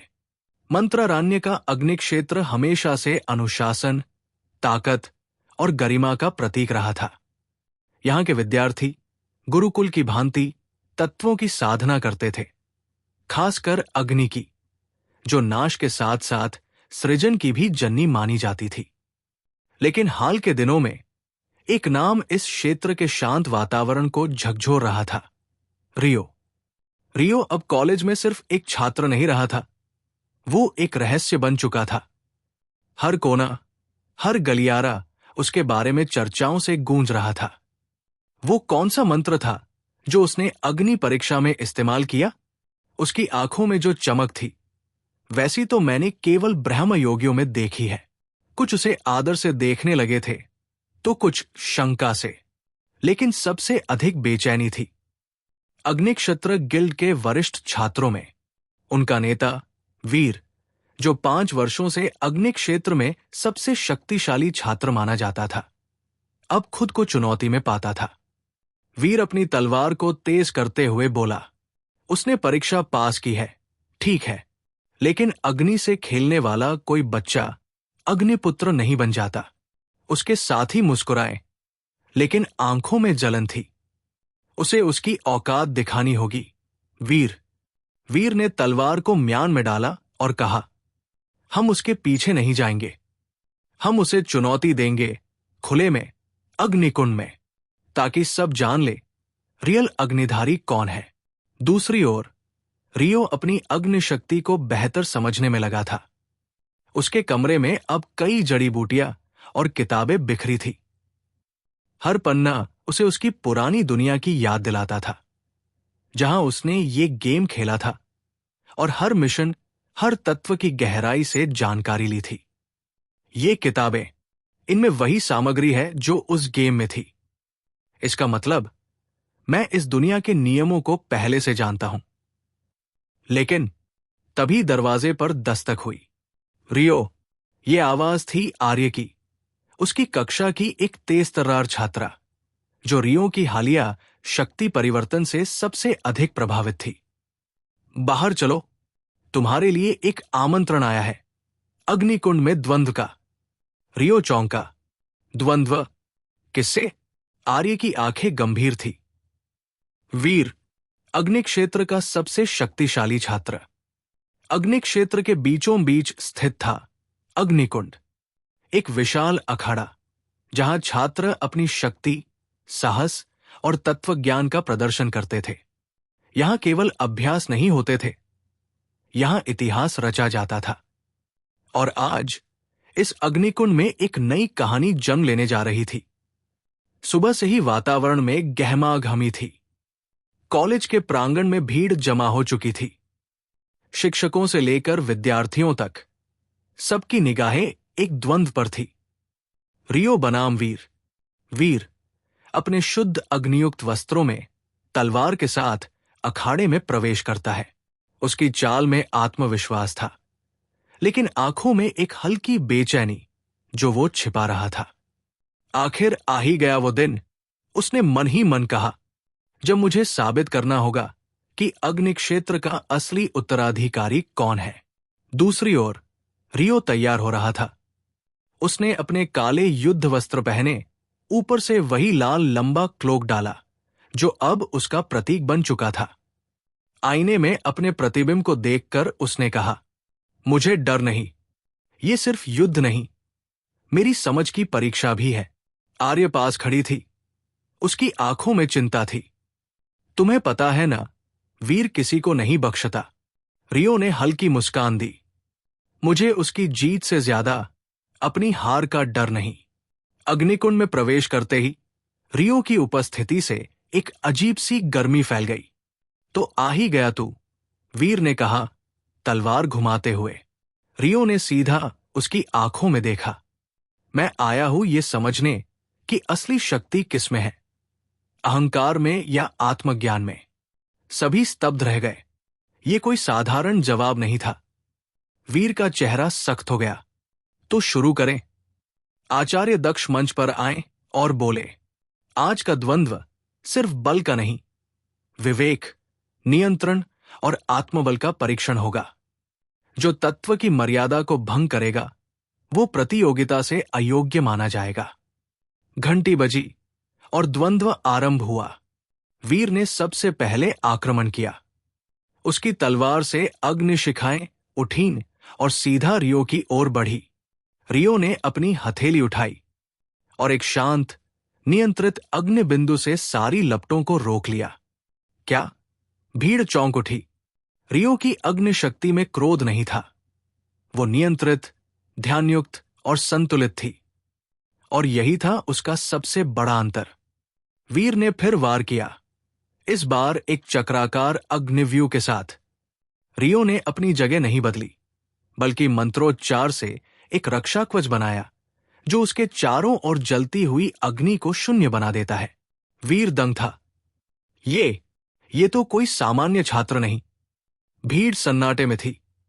आर्य दूर खड़ी मन ही मन सोच रही थी, रियो, तुम्हारी शक्ति सिर्फ अग्नि नहीं, आत्मा से संचालित हो रही है। तुम अलग हो। अचानक मंच पर बैठे आचार्य दक्ष ने किसी को देखा। एक घूंघट में छिपा व्यक्ति जो अग्निकुंड के छायाचित्रों में बैठा था। उनकी आंखें संकुचित हो गई। ये व्यक्ति ब्रह्मवंश से है। दूसरी ओर रियो ने एक मंत्र उच्चारित किया और अग्निकुंड के मध्य में एक नई अग्निज्वाला उत्पन्न की। सप्तधारा अग्नि, जो केवल अनुभवी योगियों द्वारा ही जलाई जा सकती थी। भीड़ विस्मित रह गई। वीर ने हथियार नीचे कर दिए। मैं मानता हूं, मेरी अग्नि तुम्हारे ज्ञान के सामने अधूरी है।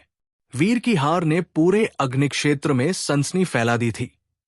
जो लड़का कुछ समय पहले तक सभी की नजरों में एक असफल छात्र था, आज उसने अग्निक्षेत्र के सबसे श्रेष्ठ योद्धा को हरा दिया था, और वो भी बिना क्रोध के, बिना अहंकार के। रियो अब मंच पर अकेला खड़ा था, लेकिन उसकी उपस्थिति किसी सेनापति से कम नहीं लग रही थी। ये शक्ति, आचार्य दक्ष धीरे से बोले, अकेले अभ्यास से संभव नहीं। ये किसी प्राचीन स्मृति, किसी पूर्वजन का ज्ञान है। भीड़ में बैठा वो रहस्यमय व्यक्ति अब धीरे धीरे खड़ा हुआ। उसका चेहरा अभी भी धुंध में छिपा था, लेकिन उसकी आंखें, वे जैसे रियो की आत्मा को भेद रही थी। आर्य की नजरें भी उसी पर पड़ी। वो कौन है? वो रियो को इतने ध्यान से क्यों देख रहा है? द्वंद्व के बाद रियो अपने कक्ष में लौटा। उसका शरीर थका हुआ था, लेकिन मन विचलित। ये सब इतना जाना पहचाना क्यों लगता है? अग्निकुंड, मंत्र, वो 7 धाराओं वाली अग्नि। मैंने तो ये सब केवल गेम में देखा था। वो अपने हाथों को देखता है, जैसे खुद से ही प्रश्न कर रहा हो, क्या मैं सच में इस दुनिया का हिस्सा बन रहा हूं? या ये भी कोई परीक्षण है? रात गहरी हो चुकी थी। रियो को नींद नहीं आ रही थी। तभी उसके कमरे की खिड़की से एक साया गुजरा। वो तुरंत उठा, अपने क्लोक को संभाला और बाहर दौड़ा। कॉरिडोर में सन्नाटा था, लेकिन वो परछाई आगे बढ़ रही थी, जैसे उसे किसी खास दिशा में बुला रही हो। कॉलेज की सीमा पार करते ही रियो एक सुनसान उद्यान में पहुंचा। वहीं सामने एक वृद्ध साधु खड़ा था, सफेद वस्त्रों में, शांत, लेकिन उसकी आंखों में अनंत ब्रह्मांड की गहराई थी। तुम्हें पहचानने में समय नहीं लगा, रियो। रियो चौंका। आप कौन है? वृद्ध मुस्कुराया। मैं वही हूं जिसे तुमने अपने अंतर्मन में देखा था, वही जिसे तुम गेम समझते थे। वो मेरी बनाई गई लीला थी। रियो पीछे हटा।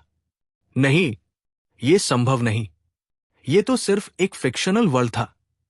वृद्ध की मुस्कान गहरी हुई। हर कथा में सत्य होता है, और हर सत्य में कथा। तुम क्यों सोचते हो कि तुम्हारा पुनर्जन्म एक संयोग था? रियो की सांसें तेज हो गई। क्या आप ब्रह्मवंश से हैं? साधु की आंखों में चमक आई। उस दिन के लिए हम सदियों से प्रतीक्षा कर रहे थे, रियो। जब तत्वासार पुनः जागेगा और पंच तत्वों को संतुलित करेगा। रियो अचानक कांप उठा। तत्वासार? मैं? वृद्ध उसकी ओर बढ़ा। तुम अभी तैयार नहीं हो, लेकिन संकेत शुरू हो चुके हैं। अग्निकुंड सिर्फ शुरुआत थी। तुम्हें अपनी अग्नि से परे भी बहुत कुछ सीखना है। अचानक सब धुंधला होने लगा। वृद्ध की छवि गायब होने लगी, और रियो अचानक अपने कक्ष में था। वो हाफते हुए उठा। कमरे में सब कुछ शांत था, लेकिन उसकी हथेली में अग्नि की एक छोटी सी लपट अब भी जल रही थी। बिना मंत्र, बिना प्रयास। क्या होगा रियो की इस कहानी में? कौन था वो वृद्ध साधु? क्या वो सचमुच ब्रह्मवंश से था, या कोई और छल? क्या रियो सच में तत्वासार है, या ये सब उसकी कल्पना का ही विस्तार है?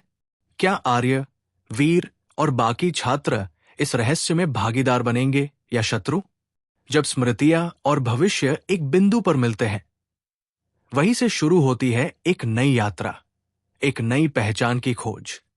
मैंने देखा है कि चैनल की ग्रोथ थोड़ी धीमी हो गई है, और आप सब्सक्राइब करके बहुत बड़ा सहयोग कर सकते हैं। ये फ्री है, आसान है, और हमें मोटिवेशन देता है कि हम आपको और भी बेहतरीन कहानियां लाकर दें। माफ कीजिएगा, पिछला चैनल डिलीट हो गया था। अब मैं इस नए चैनल पर अपनी खुद की लिखी कहानियां लेकर आया हूं। तो कृपया सब्सक्राइब करें और जुड़े रहें रियो तत्वासार का पुनर्जन्म के साथ। आपका सपोर्ट हमारे लिए बहुत मायने रखता है। तो चलिए अब शुरू करते हैं आज का एपिसोड। रियो की आंखें सुबह खुली तो हवा में एक अजीब सी गंध थी। जली हुई लकड़ी, पुराने ग्रंथों की धूल और रहस्य की। कल रात जो कुछ भी हुआ वो स्वप्न नहीं था। उसकी हथेली पर अग्नि की हल्की सी तपिश अब भी मौजूद थी, लेकिन उससे भी ज्यादा वो साधु की आंखें उसकी स्मृति में जल रही थी। तत्वासार, उस शब्द की गूंज जैसे उसके भीतर कोई प्राचीन द्वार खटखटा रही थी। कॉलेज के प्रांगण में हलचल थी। द्वंद्व की चर्चा हर कोने में थी, लेकिन आज बात रियो की जीत से आगे निकल चुकी थी। तुमने देखा रियो ने 7 धाराओं की अग्नि कैसे उत्पन्न की? वो तो किताबों में भी एक मिथक मानी जाती थी। क्या वह सचमुच कोई सामान्य छात्र है? आर्य सब सुन रही थी, लेकिन कुछ नहीं बोली। वो जानती थी रियो कुछ छिपा रहा है। उसी समय अध्यापगणों की एक विशेष बैठक बुलाई गई। आचार्य दक्ष ने सभी को संबोधित किया। रियो की शक्ति साधारण नहीं, हमें उसे समझना होगा और निगरानी भी रखनी होगी। एक वरिष्ठ शिक्षक, आचार्य रक्तब, बोले, या फिर उसका परीक्षण लेना होगा। दूसरी ओर रियो अकेले पुस्तकालय के पुराने खंड में जा पहुंचा था। वो जानता था जवाब वही होंगे।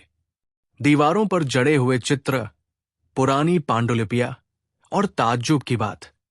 एक प्राचीन चित्र जिसमें ठीक उसी जैसे एक युवक को अग्निकुंड में अग्नि नियंत्रित करते हुए दर्शाया गया था। उसके नीचे लिखा था, तत्वासार, जो 5 तत्वों के संतुलन से जन्मेगा। रियो की सांसें थम गई। ये मैं हूं। अचानक पुस्तकालय की छाया में एक आवाज गूंजी। तुम्हें सच्चाई की एक झलक तो मिल गई, लेकिन ये राह सीधी नहीं। रियो पलटा। वही वृद्ध साधु, इस बार एक भौतिक रूप में। तुम्हारी अग्नि जगी है, लेकिन बाकी तत्व अब भी तुम्हारे भीतर सो रहे हैं। रियो ने पूछा, क्या आप मुझे मार्ग दिखा सकते हैं? साधु मुस्कुराया, मार्ग नहीं, केवल द्वार। पार तुम्हें स्वयं जाना होगा। और पहला द्वार है जल। जल? रियो चौंका। तुम्हें जाना होगा नीरगे, जल क्षेत्र की प्राचीन भूमि पर, जहां अग्नि और जल का मिलन आत्मा का संतुलन बनाता है। और यहीं से रियो की अगली यात्रा शुरू होती है। अब वो अकेला छात्र नहीं था। अब वो था एक खोजी, एक रहस्य के द्वार पर खड़ा साधक। रियो को अब ये पूरी तरह स्पष्ट था। जो दुनिया कभी एक फैंटेसी गेम लगती थी, अब उसकी सच्चाई बन चुकी थी। और अगर उसे सच में अपनी शक्ति को समझना और नियंत्रित करना था, तो उसे आग से आगे बढ़कर जल का मार्ग अपनाना होगा। अग्नि क्षेत्र से बाहर निकलने की अनुमति आसान नहीं थी, लेकिन कॉलेज में छुट्टियों की घोषणा हो चुकी थी। एक सप्ताह का अंतराल अभ्यास और स्वयं के शोध के लिए। यही रियो का अवसर था। आर्य ने उसे कॉरिडोर में रोका। कहाँ जा रहे हो, रियो? छुट्टियों में भी अकेले? रियो मुस्कुराया, बस कुछ जवाब ढूंढने। आर्य उसकी आंखों में देखती रही। उसका रियो अब पहले जैसा नहीं था। क्या मैं साथ आ सकती हूं? उसने पूछा। रियो थोड़ा ठिठका, फिर हल्का सिर हिलाकर बोला, अगर तुम तैयार हो इस रास्ते के लिए तो क्यों नहीं। दूसरे दिन तड़के दोनों अग्निक्षेत्र की सीमाओं को पार करते हुए पूर्व दिशा की ओर चल पड़े। उनके साथ था रियो का पालतू जानवर, एक पौराणिक आगबाघ, जिसकी आंखों में अब पहले से ज्यादा चेतना झलक रही थी। रास्ता आसान नहीं था। अग्नि की भूमि से निकलकर नीरगे तक की यात्रा जंगलों, ज्वालामुखियों और अंत में गहराई वाले दलदलों से होकर जाती थी। तीसरे दिन वे पहुंचे एक ऐसी सीमा पर जहां भूमि अचानक ठंडी और नमी से भरी लगने लगी। आर्य ने पूछा, ये जगह इतनी चुप क्यों है? रियो ने अपनी हथेली की ओर देखा। जहां पहले आग जलती थी, अब वहां सिर्फ एक हल्की धुंध थी। ये नीरगे की सीमा है, रियो बोला। यहां तत्व शांत हो जाते हैं और आत्मा असली संघर्ष से गुजरती है। नीरगे एक विशाल झील थी, क्रिस्टल की तरह पारदर्शी, लेकिन उसकी सतह पर कुछ अजीब सा कंपन था, जैसे वो खुद कुछ कहना चाहती हो। झील के किनारे एक छोटी सी कुटिया थी, जिसमें एक वृद्ध महिला बैठी थी, सफेद नीली साड़ी में, आंखों में शांति लेकिन होठों पर मौन। तुम ही हो ना? उसने बिना पूछे कहा। जिसकी अग्नि अब जल से मिलन चाहती है? रियो थोड़ा चौंका। आप कौन हैं? मैं हूं वर्जिनी, नीरगे की रक्षक, और तुम्हें प्रथम जल दीक्षा देनी है। आर्य पीछे हट गई। दीक्षा? किस चीज की? वर्जिनी बोली, तत्वों की भाषा में शक्ति लेने से पहले तुम्हें उसे सहना और समझना होता है। अग्नि तुमसे बाहर निकली थी, लेकिन जल तुम्हारे भीतर समाएगा। रियो ने धीरे से हामी भरी। वर्जिनी ने उसे झील की सतह पर बुलाया। आंखें बंद करो और सांस लो, लेकिन अग्नि की तरह नहीं, जल की तरह, शांत, गहराई से बहने दो। रियो ने आंखें बंद की, और तभी उसकी चेतना जैसे कही और डूबने लगी। उसने सुनी एक आवाज, हल्की लेकिन बहुत पुरानी, रियो, क्या तुम सच में बदलना चाहते हो? वो आंखें खोलना चाहता था, लेकिन खोल नहीं पाया। अचानक झील की सतह टूटी और एक जलधारा सीधी उसके सीने से होकर गुजरी। रियो जमीन पर गिरा, बेहोश। आर्य दौड़कर उसकी ओर गई। रियो, रियो, क्या हुआ तुम्हें? वर्जिनी शांत रही।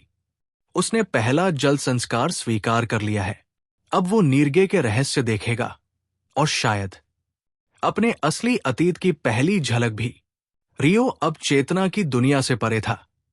ना जमीन थी, ना आकाश, बस एक अथाह नीला अंधकार, और उसी में तैरता हुआ वो, स्वयं से अपरिचित, लेकिन किसी अपरिभाषित शक्ति की ओर खिंचता हुआ। उसके चारों ओर जल था, शांत, ठंडा, लेकिन चेतना से भरा। हर बूंद जैसे कोई स्मृति थी, हर लहर एक कहानी। तुम कौन हो, रियो? एक अनजानी आवाज गूंजी उसकी आत्मा के भीतर। तुमने जिसे देखा वो तो मात्र शरीर था, तुमने जिसे खेला वो एक आभास। पर तुम क्या हो? रियो कुछ कह नहीं सका, लेकिन उसके भीतर एक झलक उभरी। एक बच्चा कंप्यूटर स्क्रीन के सामने बैठा हुआ, मंत्रारण्य नाम के उस खेल को खेलता हुआ। ये गेम है था। तभी जल अचानक प्रकाश में बदल गया। एक प्राचीन मंदिर उभरा, जल के भीतर बना हुआ, उसकी गहराइयों में छिपा हुआ। मंदिर की दीवारों पर चित्र थे। एक योद्धा जो अग्नि में चलता था, एक साधक जो जल से संवाद करता था, एक वायु की पुत्री, एक पृथ्वी का संरक्षक, और सबसे अंतिम तत्वासार 5 तत्वों के मध्य बैठा ध्यानस्थ। रियो उसके सामने आ खड़ा हुआ। ये मैं नहीं हो सकता, उसने बुदबुदाते हुए कहा। तभी मंदिर की मूर्ति की आंखें खुल गई। तत्वासार कोई उपाधि नहीं, ये एक परीक्षण है। शरीर भले किसी और का हो, पर आत्मा वही होनी चाहिए जो संतुलन में रहे। क्या तुम तैयार हो अगली परीक्षा के लिए, रियो? रियो की सांसें तेज हो गई, लेकिन वो डरता नहीं था। पहली बार वो उस नाम को सुनकर भागना नहीं चाहता था। हां, उसने धीरे से कहा, मैं तैयार हूं। झील की सतह अचानक फिर से हलचल में आ गई। आर्य और वर्जिनी देख रहे थे। रियो का शरीर नीले प्रकाश में चमक रहा था। वर्जिनी बोली, उसने जल की स्वीकृति पाली है। अब वो केवल अग्नि का नहीं, तत्वों का साधक बन रहा है। आर्य हैरान थी। रियो, तुम आखिर हो कौन? रियो की आंखें खुली। वो पूरी तरह भीगा हुआ था, लेकिन उसकी आंखों में अब कोई डर नहीं था, बस एक दृढ़ता। जल ने मुझे स्वीकार कर लिया है, उसने कहा। अब अगला तत्व है वायु। वर्जिनी ने सिर झुकाया। तुम्हारा मार्ग लंबा है, रियो, लेकिन अब तुम केवल खिलाड़ी नहीं, तुम स्वयं खेल बन चुके हो। क्या होगा रियो की इस कहानी में? क्या रियो वायु क्षेत्र में प्रवेश कर पाएगा, जहां गति और भ्रम की परीक्षा उसका इंतजार कर रही है? क्या आर्य को अब भी रियो की सच्चाई पर शक रहेगा? और क्या रियो को मिलेगा वो रहस्य जो उस दिन झील में देखा था? तत्वासार की भविष्यवाणी, जब जल की गहराई में कोई डूबता है, तभी उसकी आत्मा सतह पर तैरना सीखती है। पर रियो का सफर अभी शुरू हुआ है। नमस्कार दोस्तों, आज के एपिसोड में आगे बढ़ने से पहले आप सबसे एक छोटी सी मदद चाहिए। मैंने देखा है कि चैनल की ग्रोथ थोड़ी धीमी हो गई है और आप सब्सक्राइब करके बहुत बड़ा सहयोग कर सकते हैं। ये फ्री है, आसान है और हमें मोटिवेशन देता है कि हम आपको और भी बेहतरीन कहानियां लाकर दें।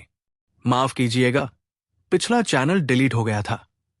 अब मैं इस नए चैनल पर अपनी खुद की लिखी कहानियां लेकर आया हूं। तो कृपया सब्सक्राइब करें और जुड़े रहें रियो तत्वासार का पुनर्जन्म के साथ। आपका सपोर्ट हमारे लिए बहुत मायने रखता है। तो चलिए अब शुरू करते हैं आज का एपिसोड। नीर्गे की गहराइयों से लौटने के बाद रियो भीतर से बदल चुका था। उसकी चाल में अब एक ठहराव था, न डर न घबराहट। आर्य उसे देख रही थी, लेकिन अब उसके सवाल ज्यादा गहरे थे। रियो, ये सब अचानक कैसे? रियो ने बस एक हल्की मुस्कान दी। शायद ये सब पहले से तय था। वर्जिनी ने उन्हें विदा करते हुए कहा, वायु क्षेत्र जाने के लिए उत्तर दिशा की घाटियों से होकर जाना होगा, परंतु वहां की परीक्षा सबसे कठिन है। वायु दिखती नहीं, सिर्फ महसूस होती है, और वही इसके छल का आधार है। आर्य ने पूछा, हमारे पास कितना समय है? 3 दिन, रियो ने कहा। कॉलेज फिर से शुरू होगा, और उससे पहले मुझे अगला तत्व समझना है। रियो और आर्य ने नीर्गे के शीतल जंगलों को पार किया। सड़कें संकरी होती जा रही थी और ऊंचाई बढ़ रही थी। अब वे पर्वतों की ओर बढ़ रहे थे, जहां हवा रुकती नहीं और आवाज गूंजती है। दूसरे दिन दोपहर को वे एक घाटी में पहुंचे जिसे स्वर्वानाद घाटी कहा जाता था। कहते हैं यहां हवा नहीं बहती, बल्कि बातें करती है, कभी कानों में फुसफुसाकर, कभी तूफान बनकर। घाटी के प्रवेश पर एक बूढ़ा साधु बैठा था, पत्थरों पर ध्यानस्थ। आर्य को आश्चर्य हुआ, इन्हें ठंड नहीं लगती? रियो ने साधु के पास जाकर पूछा, क्या आप हमें वायु क्षेत्र का रास्ता बता सकते हैं? बूढ़े ने बिना आंखें खोले उत्तर दिया, वायु को रास्ता नहीं चाहिए, जिसे सुनाई देता है वही पहुंचता है। आर्य ने कहा, हम सुन सकते हैं। साधु ने पहली बार आंखें खोली। उनकी आंखों में कोई शत्रुता नहीं, बल्कि परीक्षा थी। तो सुनो। और एक हाथ में छोटा सा बांसुरी टुकड़ा उन्हें थमा दिया। जब तक तुम इसे बजाना नहीं सीखते, वायु तुम्हें स्वीकार नहीं करेगी। रियो ने बांसुरी को देखा, साधारण लग रही थी, लेकिन जब उसने उसे होंठों से लगाया, उसमें से कोई स्वर नहीं निकला। आर्य बोली, ये टूटी है शायद? नहीं, रियो ने कहा, ये मुझे नहीं, मेरे भीतर के मौन को सुनना सिखा रही है। शाम होते होते उन्होंने घाटी में ही डेरा डाल लिया। आर्य आग जलाने लगी और रियो बांसुरी को थामे बैठा रहा। हर बार जब वो बांसुरी को होंठों से लगाता, उसे अजीब सी आवाजें सुनाई देती। कभी कोई रोता, कभी कोई चिल्लाता, कभी कोई कहता, तू कौन है? तू क्यों यहां है? आर्य ने देखा, रियो की आंखों से आंसू बह रहे थे। रियो, क्या हुआ? रियो ने सिर्फ एक बात कही, वायु मेरे भीतर के डर से बात कर रही है, और ये डर मैं खुद भी कभी नहीं समझ पाया था। रात की निस्तब्धता में स्वर्वनाद घाटी जैसे जाग रही थी। आर्य तो नींद में थी, लेकिन रियो की आंखों से अब भी नींद कोसों दूर थी। उसके सामने जलती लकड़ियों की आंच और हाथ में बांसुरी, पर बांसुरी अब भी मौन थी, जैसे जवाब तभी देगी जब वो सही सवाल करेगा। रियो ने आंखें मूंदी, गहरी सांस ली। उसके भीतर एक हलचल थी, यादें जो कभी सोची भी नहीं थी, अब हवा बनकर उसके चारों ओर घूम रही थी। तू बहक गया है, रियो। एक धीमी फुसफुसाहट, जैसे किसी पुराने शिक्षक की डांट। तेरा जीवन असफलता है। एक और आवाज, शायद किसी परिजन की। क्या तू फिर भागेगा? वो कांप गया। अचानक बांसुरी में से एक स्वर निकला, हल्का, धीमा, लेकिन अस्तित्व को छू लेने वाला। रियो चौंक पड़ा। ये क्या था? और फिर एक एक करके आवाजें बदलने लगी। अब वे डराने वाली नहीं थी, वे उसके अपने ही विचार थे। उसके भीतर छिपी वो आवाज जो कह रही थी, तू डरा नहीं है, तू बस खुद को भूल गया है। पर अब तू फिर से खुद को खोज रहा है। सुबह होते होते रियो बांसुरी से एक शुद्ध स्वर निकालने में सफल हुआ। आर्य की आंख खुली और वो ये स्वर सुनकर चौंक गई। तुमने ये कर दिखाया? रियो ने मुस्कुराते हुए कहा, मैंने खुद से बात की, शायद पहली बार।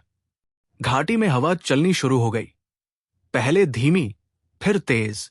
वो बूढ़ा साधु फिर प्रकट हुआ। इस बार उसकी आंखों में आश्चर्य था। स्वर से जिसने आत्मा को छुआ, वही वायु को बुला सकता है। रियो, तुम अब द्वार के योग्य हो। साधु ने हाथ बढ़ाकर आसमान की ओर इशारा किया।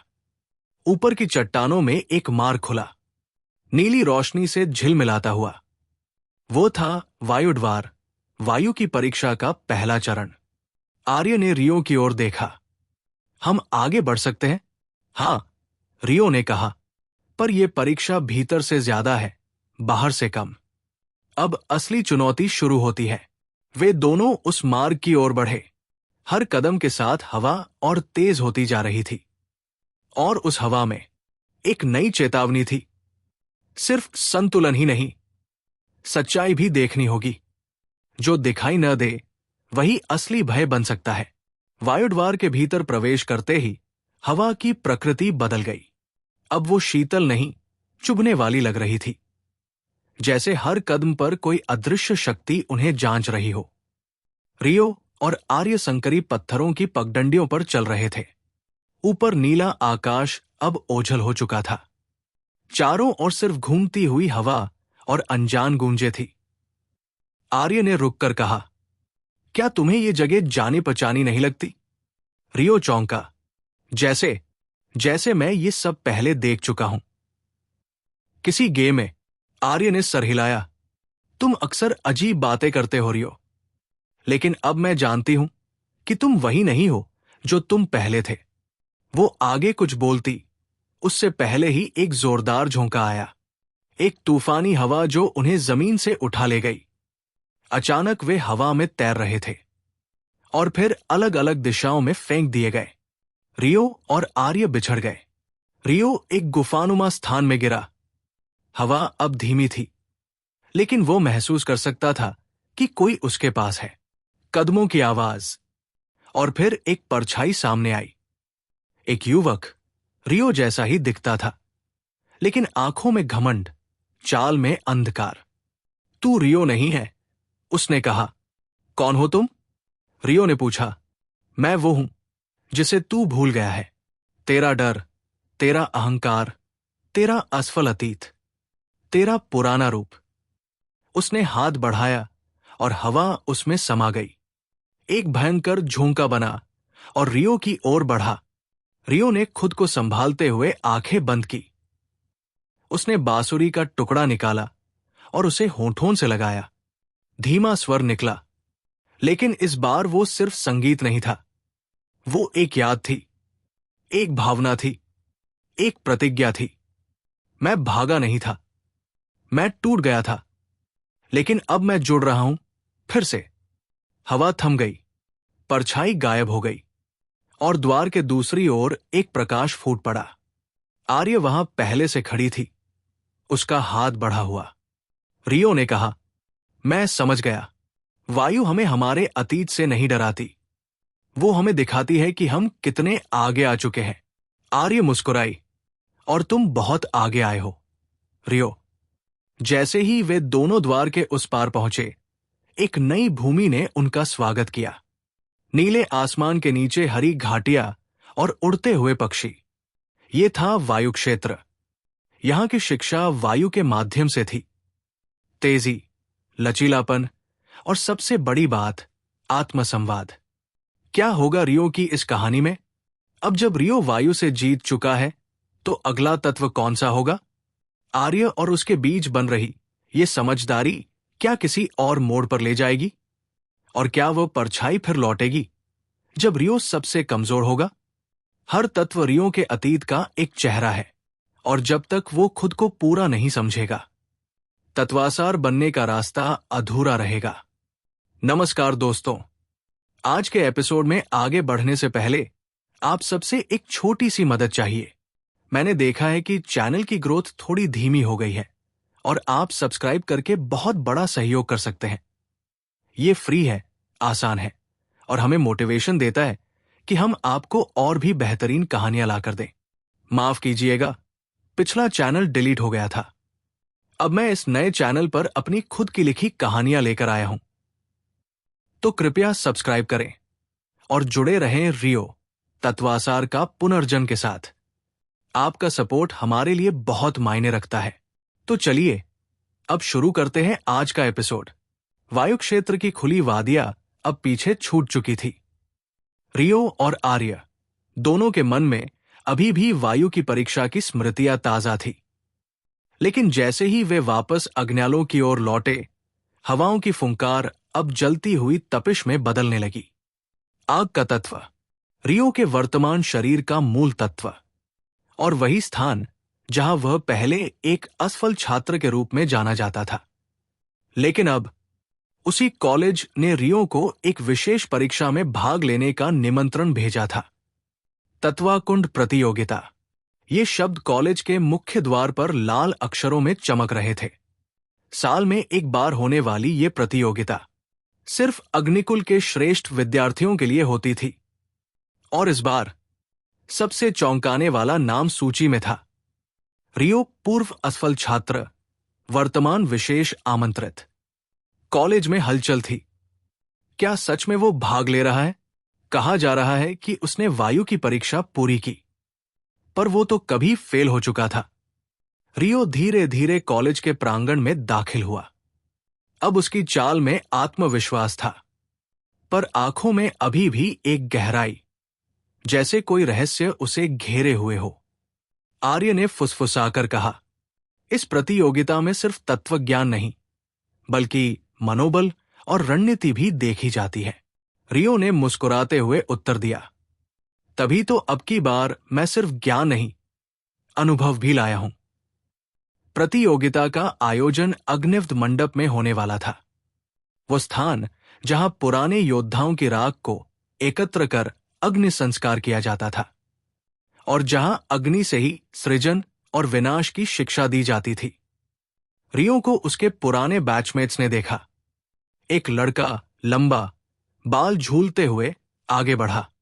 रियो, याद है तुझे? तू तो भाग गया था पिछली बार।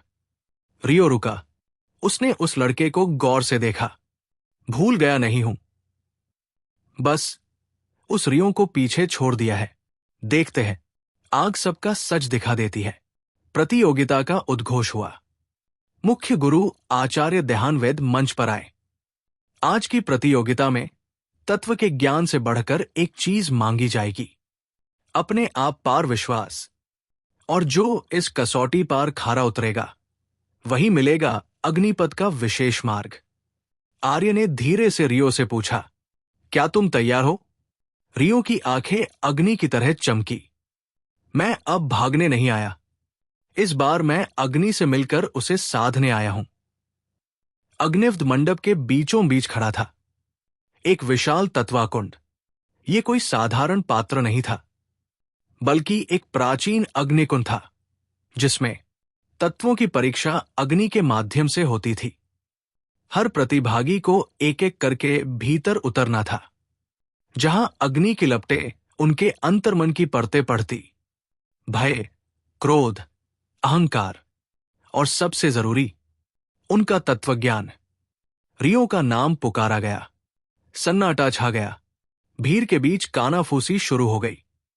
क्या वो झेल पाएगा? वो पहले ही असफल हो चुका है। कहते हैं उसमें अब कुछ बदल गया है।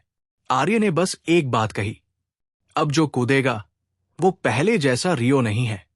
रियो ने कदम बढ़ाया। तत्वाकुंड के किनारे खड़ा हुआ। लपटें लहरा रही थी, मानो किसी भूखी शक्ति की तरह उसे निगलने को आतुर थी। उसने अपनी हथेली फैलाई। एक छोटा फ्लेम और बना, परंतु वो थरथरा रहा था। डर रहा है? किसी ने पीछे से तंज कसा, लेकिन रियो मुस्कराया। डर से दोस्ती करनी पड़ती है, क्योंकि वही तो हमें सबसे सच्चा बना देता है। वो कूद पड़ा। तत्वाकुंड की लपटों ने उसे घेर लिया। शरीर तपने लगा, लेकिन असली परीक्षा शरीर की नहीं, आत्मा की थी। एक दृश्य उभरा, वो दृश्य जहां रियो का पूर्ववर्ती शरीर, वही अल्पज्ञ छात्र, अपनी असफलता के बाद रो रहा था, टूटा हुआ था। मैं तो कभी किसी के लायक नहीं बन पाऊंगा। और फिर उसी क्षण रियो की आत्मा बोली, तेरे डर से मैं बना हूं। अब मैं तुझे कमजोर नहीं पड़ने दूंगा। अग्नि शांत होने लगी। रियो अब तत्वाकुंड के मध्य खड़ा था। उसका फ्लेम अब स्थिर था, तेजस्वी। फिर एक और दृश्य सामने आया।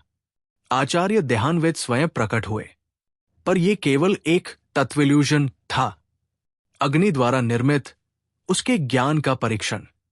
आचार्य बोले, अगर तुझे शक्ति दी जाए तो तू उसका क्या करेगा? रियो ने जवाब दिया, मैं उसका प्रदर्शन नहीं करूंगा, मैं उसे प्रयोग करूंगा।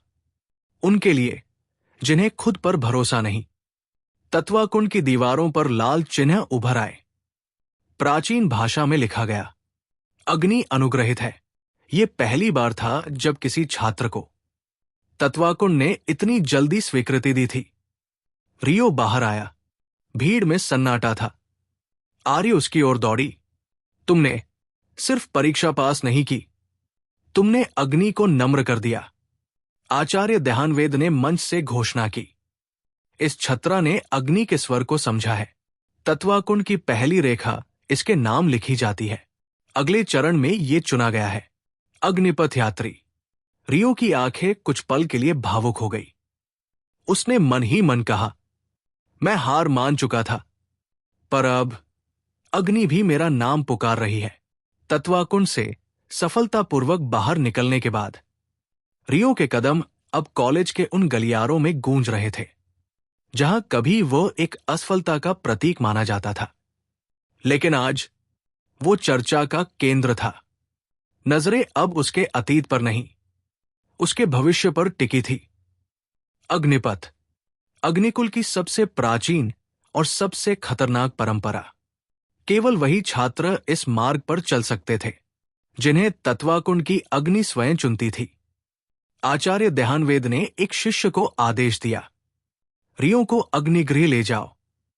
वो अब अग्निपथ का यात्री है और उसे अग्नि संहिता का पहला पृष्ठ पढ़ना होगा। रियो को अग्निगृह में ले जाया गया। ये एक प्राचीन कक्ष था। दीवारों पर अग्नि से बने चित्र, मंदिर जैसी शांति और बीच में एक विशाल अग्नि ज्योति। आर्य भी पीछे पीछे आई। उसके चेहरे पर विस्मय था। ये तो वही अग्नि ज्योति है जो बस आग्रही साधकों को दिखाई जाती है। रियो मंत्रमुग्ध था। जैसे ही वो अग्नि ज्योति के निकट पहुंचा, दीवार पर उभरा एक लेख, तत्वासार जैब अग्नि से मिलेगा, टैब जलेगा सत्या का मार्ग और जागरूक होगा ब्रह्मावन। रियो ठिठक गया। तत्वासार, ये वही शब्द था जो उसने पहले कभी सपना देखते हुए सुना था। वही रहस्यमयी पुरुष, वो महान संत जिसने एक बार उसकी ओर देखा था। आर्य ने देखा कि रियो अचानक शांत हो गया। क्या हुआ? उसने पूछा। रियो ने धीरे से जवाब दिया, मैं इस जगह को जानता हूं, पर कभी आया नहीं, और फिर भी सब कुछ जाना पहचाना लगता है। उसी क्षण अग्नि ज्योति तेज हुई। लपटों से एक आकृति बनी, वही महान संत जिसे रियो ने सपना समझा था। वो आग से बना चेहरा, उसकी आंखें। फिर वही वाक्य दोहराया गया, वही आया है जिसे हमने युगों पहले चुना था, तत्वासार। लेकिन इस बार आवाज सिर्फ रियो ने नहीं सुनी। आर्य चौंक गई। तुमने वो भी सुना? रियो ने आंखें बंद की। हां, और मुझे लगता है सिर्फ सुनने का समय खत्म हो गया है। अब मुझे जानना है, मैं कौन हूं और इस दुनिया से मेरा रिश्ता क्या है। आचार्य ध्यानवेद अंदर आए। रियो, अब अग्निपथ की पहली यात्रा शुरू होती है। तू अकेला नहीं जाएगा, पर तुझे अकेला लड़ना होगा। आर्य कुछ कहना चाहती थी, लेकिन रियो ने उसकी ओर देखा, मुस्कराया। मैं लौटूंगा और तब सब कुछ बताऊंगा, पर अभी मुझे अग्नि की पुकार सुननी है। रियो ने अग्निगृह के द्वार को पार किया। उसके सामने खुलता है एक और रहस्यमयी मार्ग, जहां न कोई मार्गदर्शक है, न कोई माफी, सिर्फ अग्नि और रियो का सत्य। क्या होगा रियो की इस कहानी में? अग्निपथ की रहस्यमयी यात्रा में कौन से खतरनाक रहस्य छिपे हैं? क्या वो तत्वासार है या फिर केवल एक मोहरा? आर्य और रियो की दोस्ती क्या इस रहस्य के आगे टिक पाएगी? जब सवाल आत्मा से उठते हैं तो जवाब अग्नि से मिलते हैं। रियो अब उस उत्तर की तलाश में है